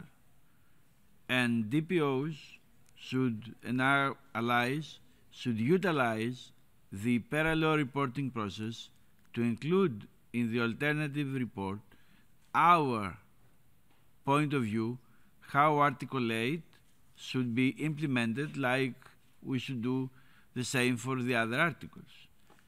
But I would like to return and to conclude with what I have been trying to say all along. In my view, we need to return back to our roots. And we should look for our roots in the way we worked during the negotiations for the CRPD. Now that we have started the second decade of the CRPD implementation, we need to revitalize a very strong, a very powerful CRPD activism, CRPD inclusive activism that should take into account the experiences of the first decade, the positive and the negative experiences of the first decade, and to build a disability movement that has the capacity to influence, to grab opportunities, to create opportunities. And that's why I really urge the CRPD committee to look into the proposal I made a while ago for a general comment on Article 4.3. That will be a tremendous tool in the hands of the disability activists worldwide. Thank you. Thank you, Yanis. Tina? I'd also like to address the questions about Article 8 and disability awareness raising. There were two. One suggestion with Article 8 is that an awareness raising component should be part of every campaign and initiative, say for law reform or for transformation of policy and practice. So if you're having legal capacity law reform, if you're having a campaign for deinstitutionalization, campaign for inclusive education, there needs to be a component built in for awareness raising. And in terms of some of the substance, I think it's important, we're not raising disability awareness in some general sense, and we're not doing it in a medical model sense. So we don't want these anti-stigma mental health campaigns that are all about be happy and be thankful for treatment. It's all very well and good to accept people using the treatments and services they need, but what we want is human rights campaigns designed to get at, identify, and root out the specific prejudices and the specific kinds of discrimination facing all the different groups of people with disabilities. For people with psychosocial disabilities, I would identify that the two stereotypes of dangerousness and incompetence are what we have to name and tackle and combat, and it has to be done seriously, including it can't be superficial, it can't just be raising awareness, it has to be also accompanied by action, by immediate allowing release of people from institutions who want to leave, and all of that. Thank you very much. Thank you very much, Tina. Mariana, do you want to say a couple? Yeah. David was asking for the floor first. I was going sorry. From right to left. Sorry. I'm sorry, Mariana, please.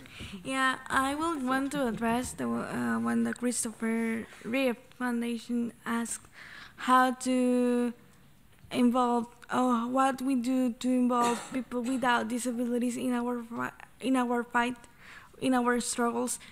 They're related to the way we treat or we educate them in terms of human diversity, because we are part of the diversity, and they are going to be in the future get joined or meet with a person with disabilities, and they have fears, they have questions. So as much as we answer those questions related to our life experience, they are going to be more sensitive or more awareness about our rights and what we have been experienced for so long. Thank you very much. Nidhi, please.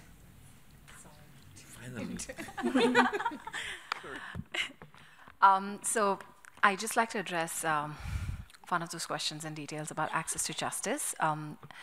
So as Carlos said, there's legislative harmonization is required, but what's also required then is to work a lot on implementation. We've seen in countries where legal harmonization with the CRPD or provisions for girls and women with disabilities are made, but the implementation's really poor at every stage of access to justice, starting from engaging with the police, with the medical treatment, with lawyers, judges, the court systems, compensations, etc., etc. What we often see as a barrier to access to justice for girls and women with disabilities is really, again, it comes to awareness and attitude that even stops them from reporting violence and abuse, where families or institutions hide because of the value that is assigned to the life or the dignity of a woman with a disability. Just a small example of civil society response to very devastating rape cases that happened in India. There was a non-disabled woman who was raped in the capital of India years ago, and there was a huge uproar. Within 8 months, there was a woman with an intellectual disability who was raped in a similar brutal fashion. And that was a gang rape too, and the uproar was not as much. So we're really working within the context of people with whom we're living, the society that we're living in, and where lives of girls and women with disabilities matter and how much they matter. Also working very closely with different stakeholders and actors like the police, and training and sensitization with the judicial system, legislative system, and actors within that would be really helpful to talk about across disabilities, to help them deal with this prejudice about the quote-unquote mental state of a woman who has an intellectual disability or a psychosocial disability, and discrediting not only testimonies, but really disregarding her identity or capacity. This really brings me to briefly answer the question about disability awareness. And if we really look at the goal of creating awareness, not only within campaigns, policies, and spaces, but really in every space that we enter, I think what works the best is to have more and more self-advocates altering environments and ethos within which they work, altering spaces and groups or the mindsets of groups they interact with. There are a lot of techniques, right from sort of self-advocates engaging to disability simulations, but also to just understand that a context around disability cannot be just built with one single message. It has to be continuous, it has to be a spectrum, and it has to be ongoing. People like me also use humor to talk about disability awareness, but it really depends on which group you're talking to and what's the space. But self-advocates raising the voices and really again, coming back to nothing about us without us really works. Thank you. Thank you very much. With this, I would really like to first thank you for sitting through this very long session. I have to say we had quite a good panelists. I would like to really thank panelists for their contribution, and to you all for your comments. We had quite a few concrete recommendations. Also, we have a couple of proposals, open doors. I would just say before closing, I feel that some of the key messages maybe for me was capacity building as a main one. Maybe because I feel more and more that actually the doors are being widely open for us, but that we as disability community are not fully ready to fill those seats and to engage in this conversation. I feel that we have capacity, but when we are present, we are not fully ready, and sometimes we cannot even respond to the increased demand. I think it is a good news that demand is increasing, but also I think that we need to look into ourselves to be objective and to be realistic and to try to be better equipped to respond. And this goes across different topics, really. Let me just say that there are 4 speakers that wanted to speak, and we will defer this to the next session, which is 30 minutes long interactive dialogue from the floor on good practices on the CRPD implementations. So we will kindly ask you to sit through this, and we will start with these people that wanted to speak. Next, tomorrow the conference starts, Conference of States Parties, and I will kindly ask you to sign if you want to speak on behalf of your organization during plenary sessions of COSP. You will have 3 minutes to speak, so try to time yourself well. You will be cut off after these 3 minutes. And for the first time, I feel confident and comfortable that people who are signing will be actually speaking. We have now a very supportive bureau that will make sure that your voices will be heard. If you want to sign up, go to IDA website, International Disability Alliance.org, and there is a link there, I believe, upcoming events, and there you will find Conference of States Parties, and just sign up. There is a form for you to do so.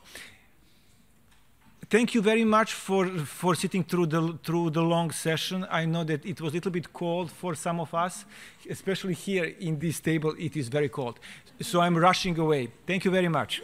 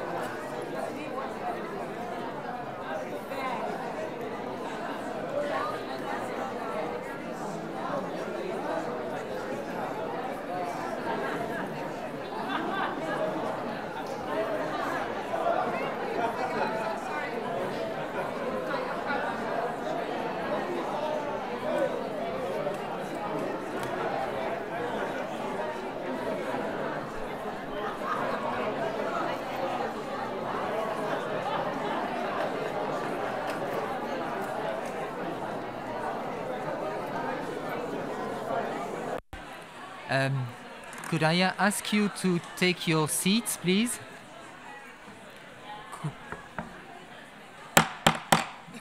Well done. Could I ask you to take your seats, please? Because we have little time for this session before we break for lunch. Thank you. Thank you very much. So I'm just going to start this session by saying that I'm Michel Servoz. I'm from the European Commission, and I'm responsible for employment and social policies. It's really for me a pleasure to be with you this morning.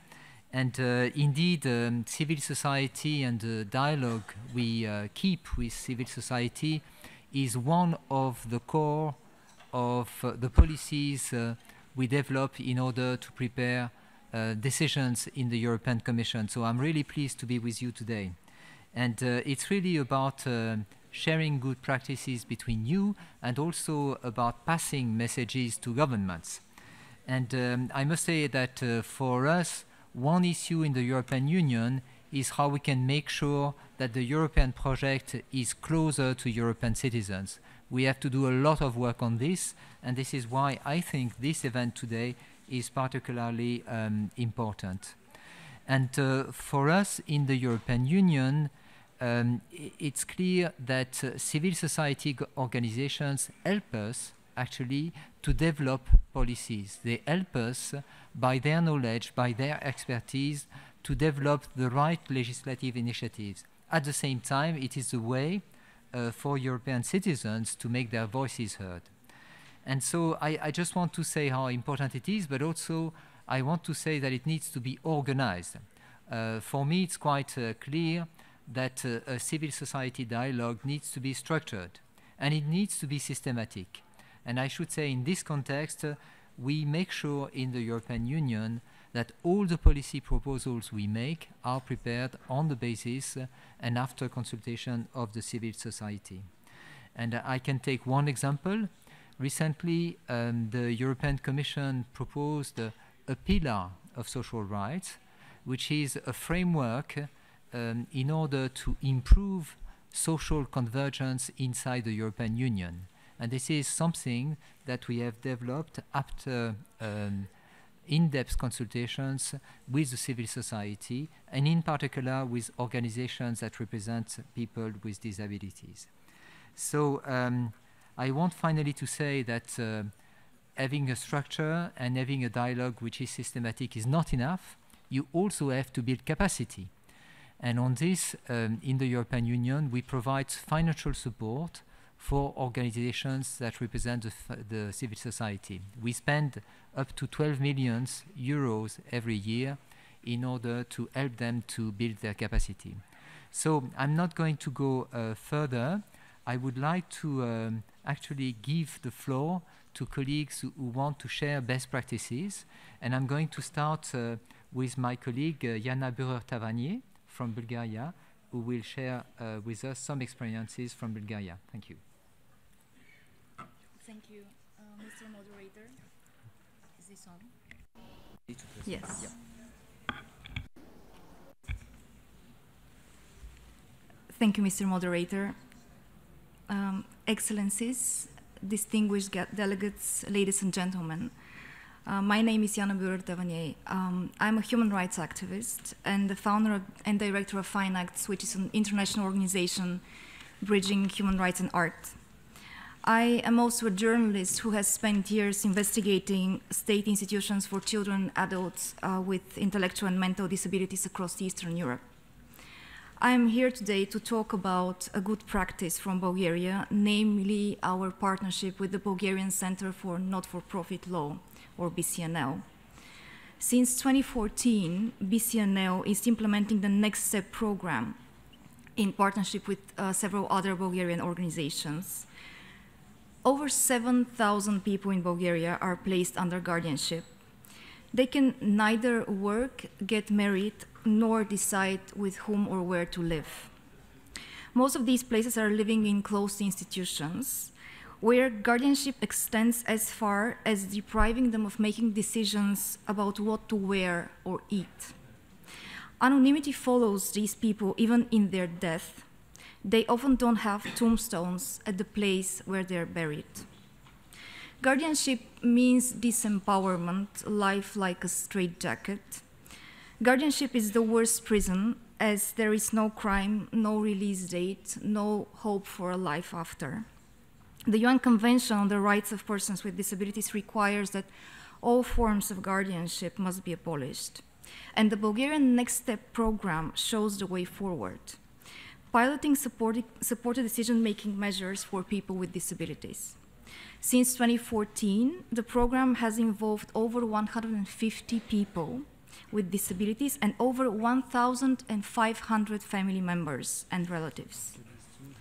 Some of the program's major results include empowerment and inclusion of the supported persons, decreased risk of abuse because of the support of a network of trusted people, as well as the first cases of abolished guardianships of people with intellectual disabilities in Bulgaria. The program turned parents of people with intellectual disabilities into agents of change. As one mother told me, guardianship erases your entire life from here to eternity until the day you die. One of the biggest outcomes of the program has been the evidence-based draft law, the Natural Persons and Support Measures Act.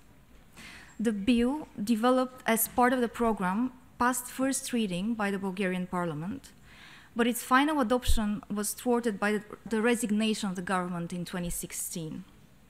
The efforts to adopt the bill begin anew.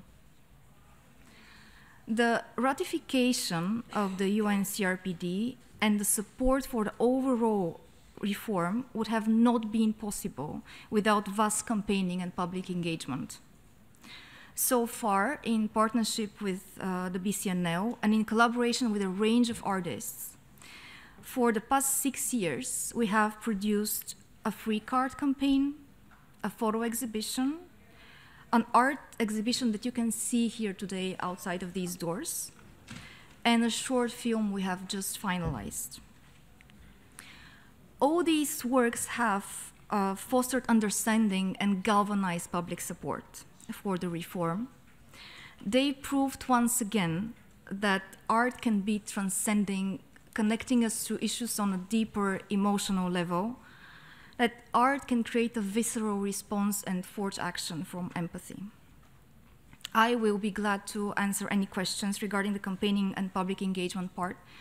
And my colleague from the BCNL, Marieta Dimitrova, who is also present here today, is available to answer questions about the program and the draft law. While shooting our film earlier this year, I met Stanka, a 44-year-old woman who has spent most of her life in an institution for people with intellectual disabilities in Bulgaria, under guardianship, and who now lives in protected housing, has a support network, and has had her guardianship abolished by court. Stanka told me, under guardianship, you don't have the right to marry. Otherwise, you can have a partner and go out. I have a boyfriend since last year. We met at a coffee place. He's happy when he sees me, and how to tell you, sad when we don't meet. We named our film People because this is what we all are. People first. Thank you. Thank you very much, Jana, for your intervention. I will now open the floor. I have 2 registered speakers, and then I will open the floor more broadly. Can I ask to keep your interventions very short, please, since we have little time to hear from you. So I will start the presentations by Mr. Strike from the Council for Intellectual Disability. Yes.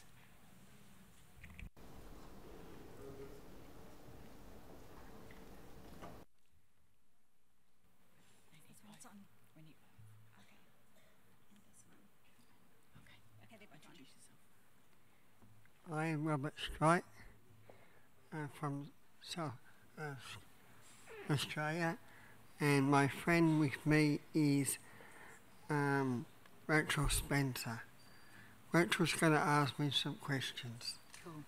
So, Robert, as an advocate for people with disability, in particular people with intellectual disability in Australia, you're very passionate about accessible information. Yes. And in particular, easy read. Yes. Can you explain to people what easy read means? Easy read is pictures done with, besides the words of, so people can understand it. Because many people with disability cannot read or write, so we put pictures to an easy word against the pictures on the side. Cool. And that makes it more user-friendly? Yes, it does. Great. And so easy read is good for people with intellectual disability. Who else is it good for? I think it's for all disability and people without disability. So we can understand government issues and stuff like that, because it makes it easy for us to make certain that easy read is understandable for both non-disability and disability. Absolutely. So it's about having information that's easy to read, but just as important, easy to understand. Yes, it does. And how does easy read help you in your life? I ask questions, and I sit with a person who's supporting me and show them which pictures to go with, the words. And when the long words are out, we try to make it simple. Yeah, great. And do you find it helps you make choices in your life? Yes. Yeah, and helps with independence? Yes. Great. Do you think easy read is a human right? Yes. Yeah? I think it is. Yeah. It's for everybody. It should be human rights. Absolutely. And we found in Articles 9 and 21 of the Convention that it specifically talks about easy read and accessible information. That's true. So we were a little surprised, weren't we, when we got some of the conference material before coming here? Yeah. And found it hard. So what did we do about it? Rachel and I did an easy read information so I can understand what's going on in the conference. Yeah. And some of our colleagues from Australia thought it was very good and that we should be sharing it with other friends and colleagues here. So do you think we should share it around with people? Of course. Yeah? Cool. Yes. Well, we have some copies, so if people would like to come and speak to us later, we'd be happy to share that or send it on to you. Any final words on easy read? If you try and remember to, when you're reading, if you're going to write, make certain you put pictures with it to make it understandable for people. Okay? Great. Thanks. No worries. Thank you very much, Robert, for your contribution. Let me now give the floor to Beit Issi Shapiro from Israel.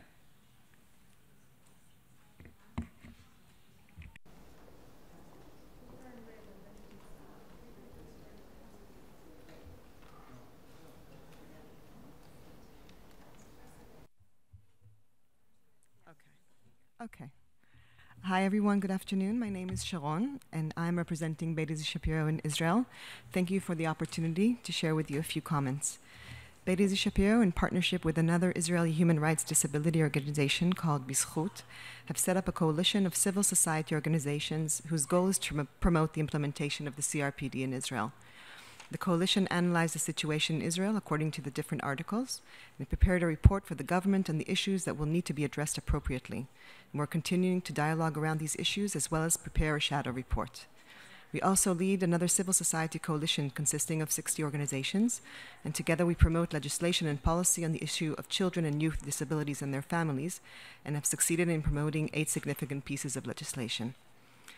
Tomorrow at 1:15, I'm pleased to invite you all to a side event where we'll present the work that we do with 150 self-advocates with intellectual disabilities who have led a change of legislation and policy regarding the issue of guardianship. Thank you. Thank you very much, especially for your concision. I have been given a note with the names of some organizations whom I understand want to take the floor. So I want to open the floor now broadly, and I understand the Disabled People's International Organization is one of the organizations on my list and would like to take the floor.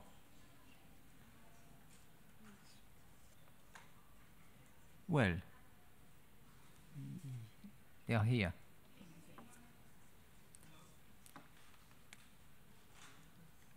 Microphone is not working. It's not working. Okay. All right. Thank you very much, Mr. Chair. Thank you very much for the presenters and for sharing wonderful best practices with us about promoting the rights of persons with disabilities. In fact, I wanted to ask my question or make give my comments in the earlier session, but never mind. I would like to raise the issue of the discourse on disability that we have, or we use, or we hear, or we listen in many countries, in most of our countries, despite all of the efforts that we have been doing as a disability movement, and despite of the presence of the convention and now the recognition of disability within the SDGs, we still hear voices that insist on maintaining the language of medical model on disability, considering disability as a form of illness or deformation that needs to be confined to segregating institutions. Unfortunately, in many countries, due to the existence of corrupt policies and corrupt, like lots of corrupt practices, these institutions find a good ground to prevail. My question to the panelists: how have you confronted and faced the continuous practice of segregation against persons with disabilities in your countries, and what do you recommend for the disability movement to do in order to become more effective in fighting such voices? Thank you. Thank you very much indeed for your contribution. I have next on my list Handicap International.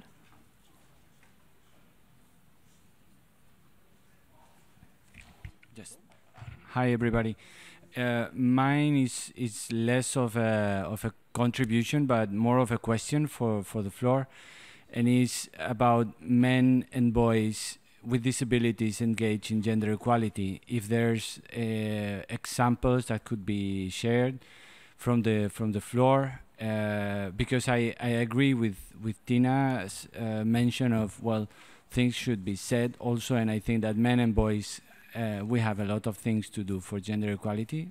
So, and I don't have examples to give, unfortunately, at least men and boys with disabilities. So if information could be shared, I would be glad. Thank you. Thank you very much. I have next on my list the Brazilian Bar Association.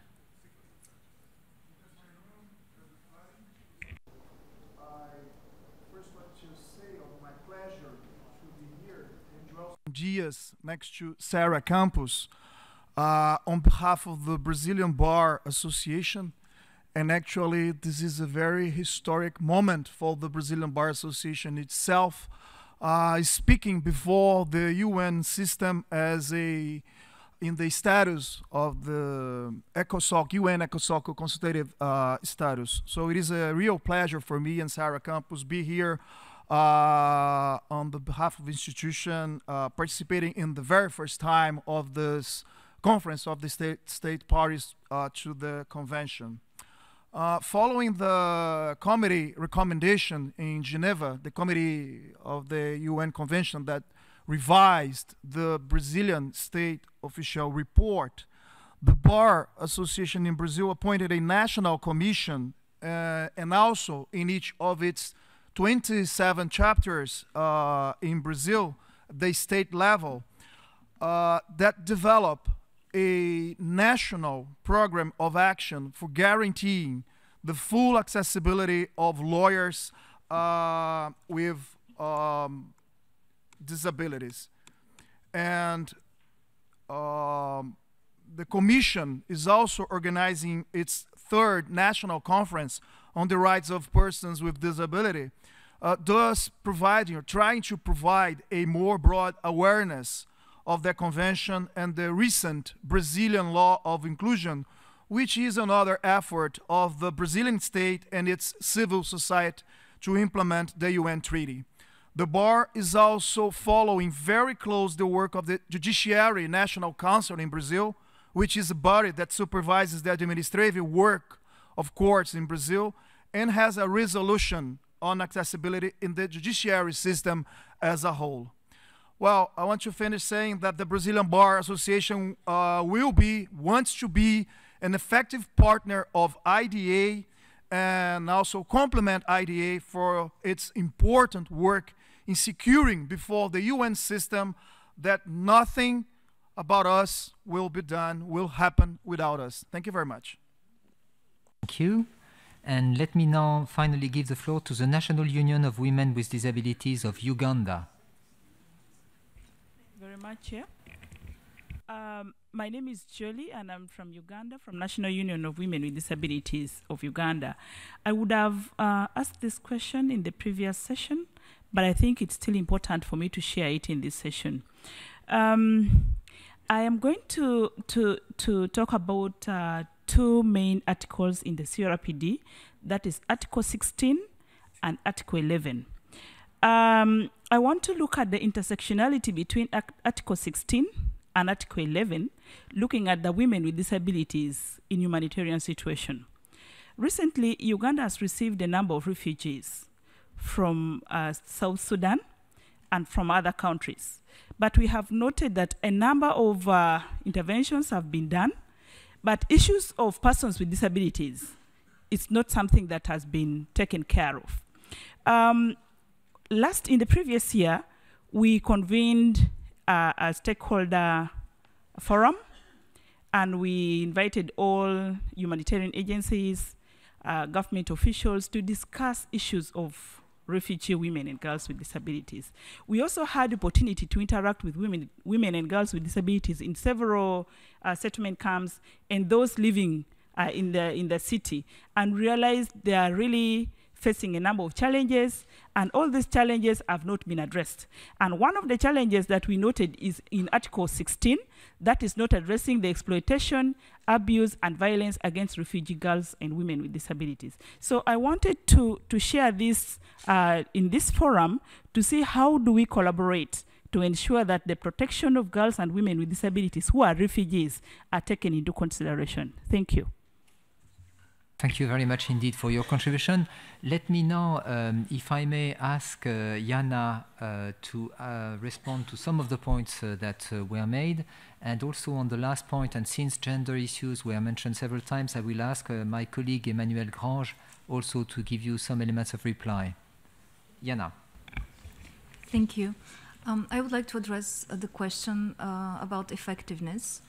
My thoughts on this are, I have been dealing with advocacy campaigns for the past 7 years. And what I found effective, I'm also chair of the leading human rights organization in Bulgaria, the Bulgarian Helsinki Committee.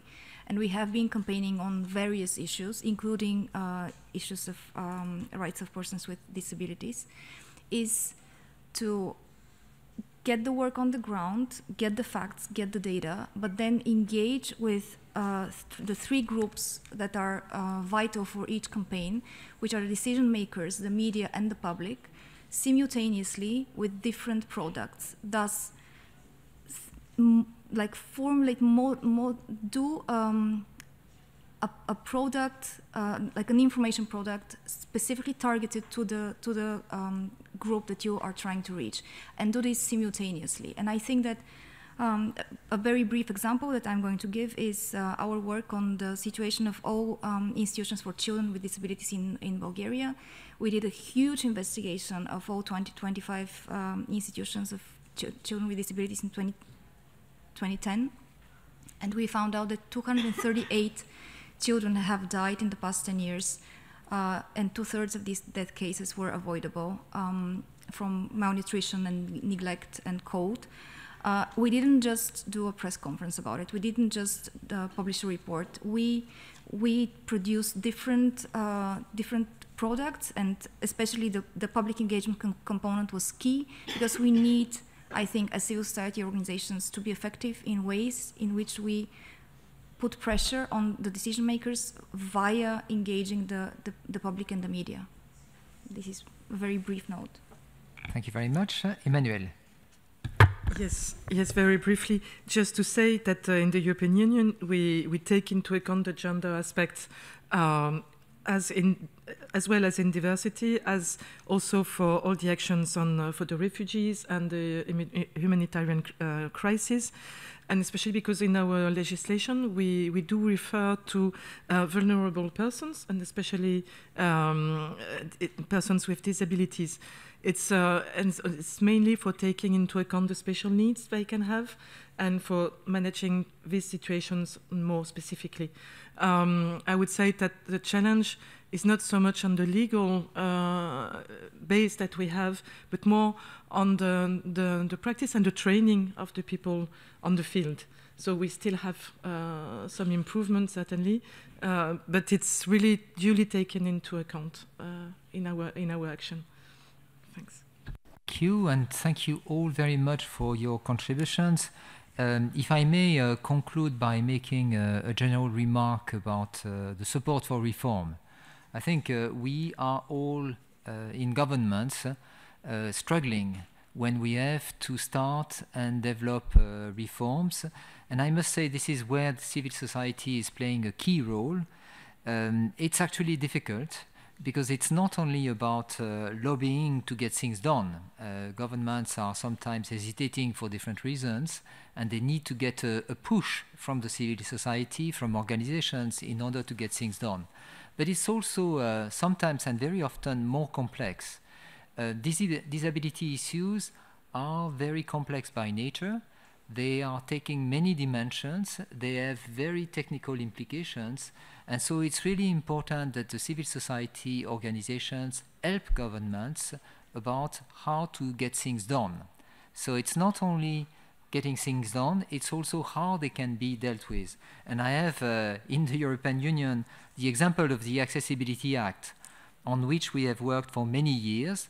The proposal has now been made, but really what we discover still today is how difficult it is to put forward proposals that have many implications on transport, on buildings, on services. So I really want to say the civil society's role is about pushing governments to take action, but also helping them about how to take action. So I'd like to thank you all very much. I'm sorry for the delay because we are slightly beyond the time of our meeting, and I'll see you around in the next 2 days. Thank you.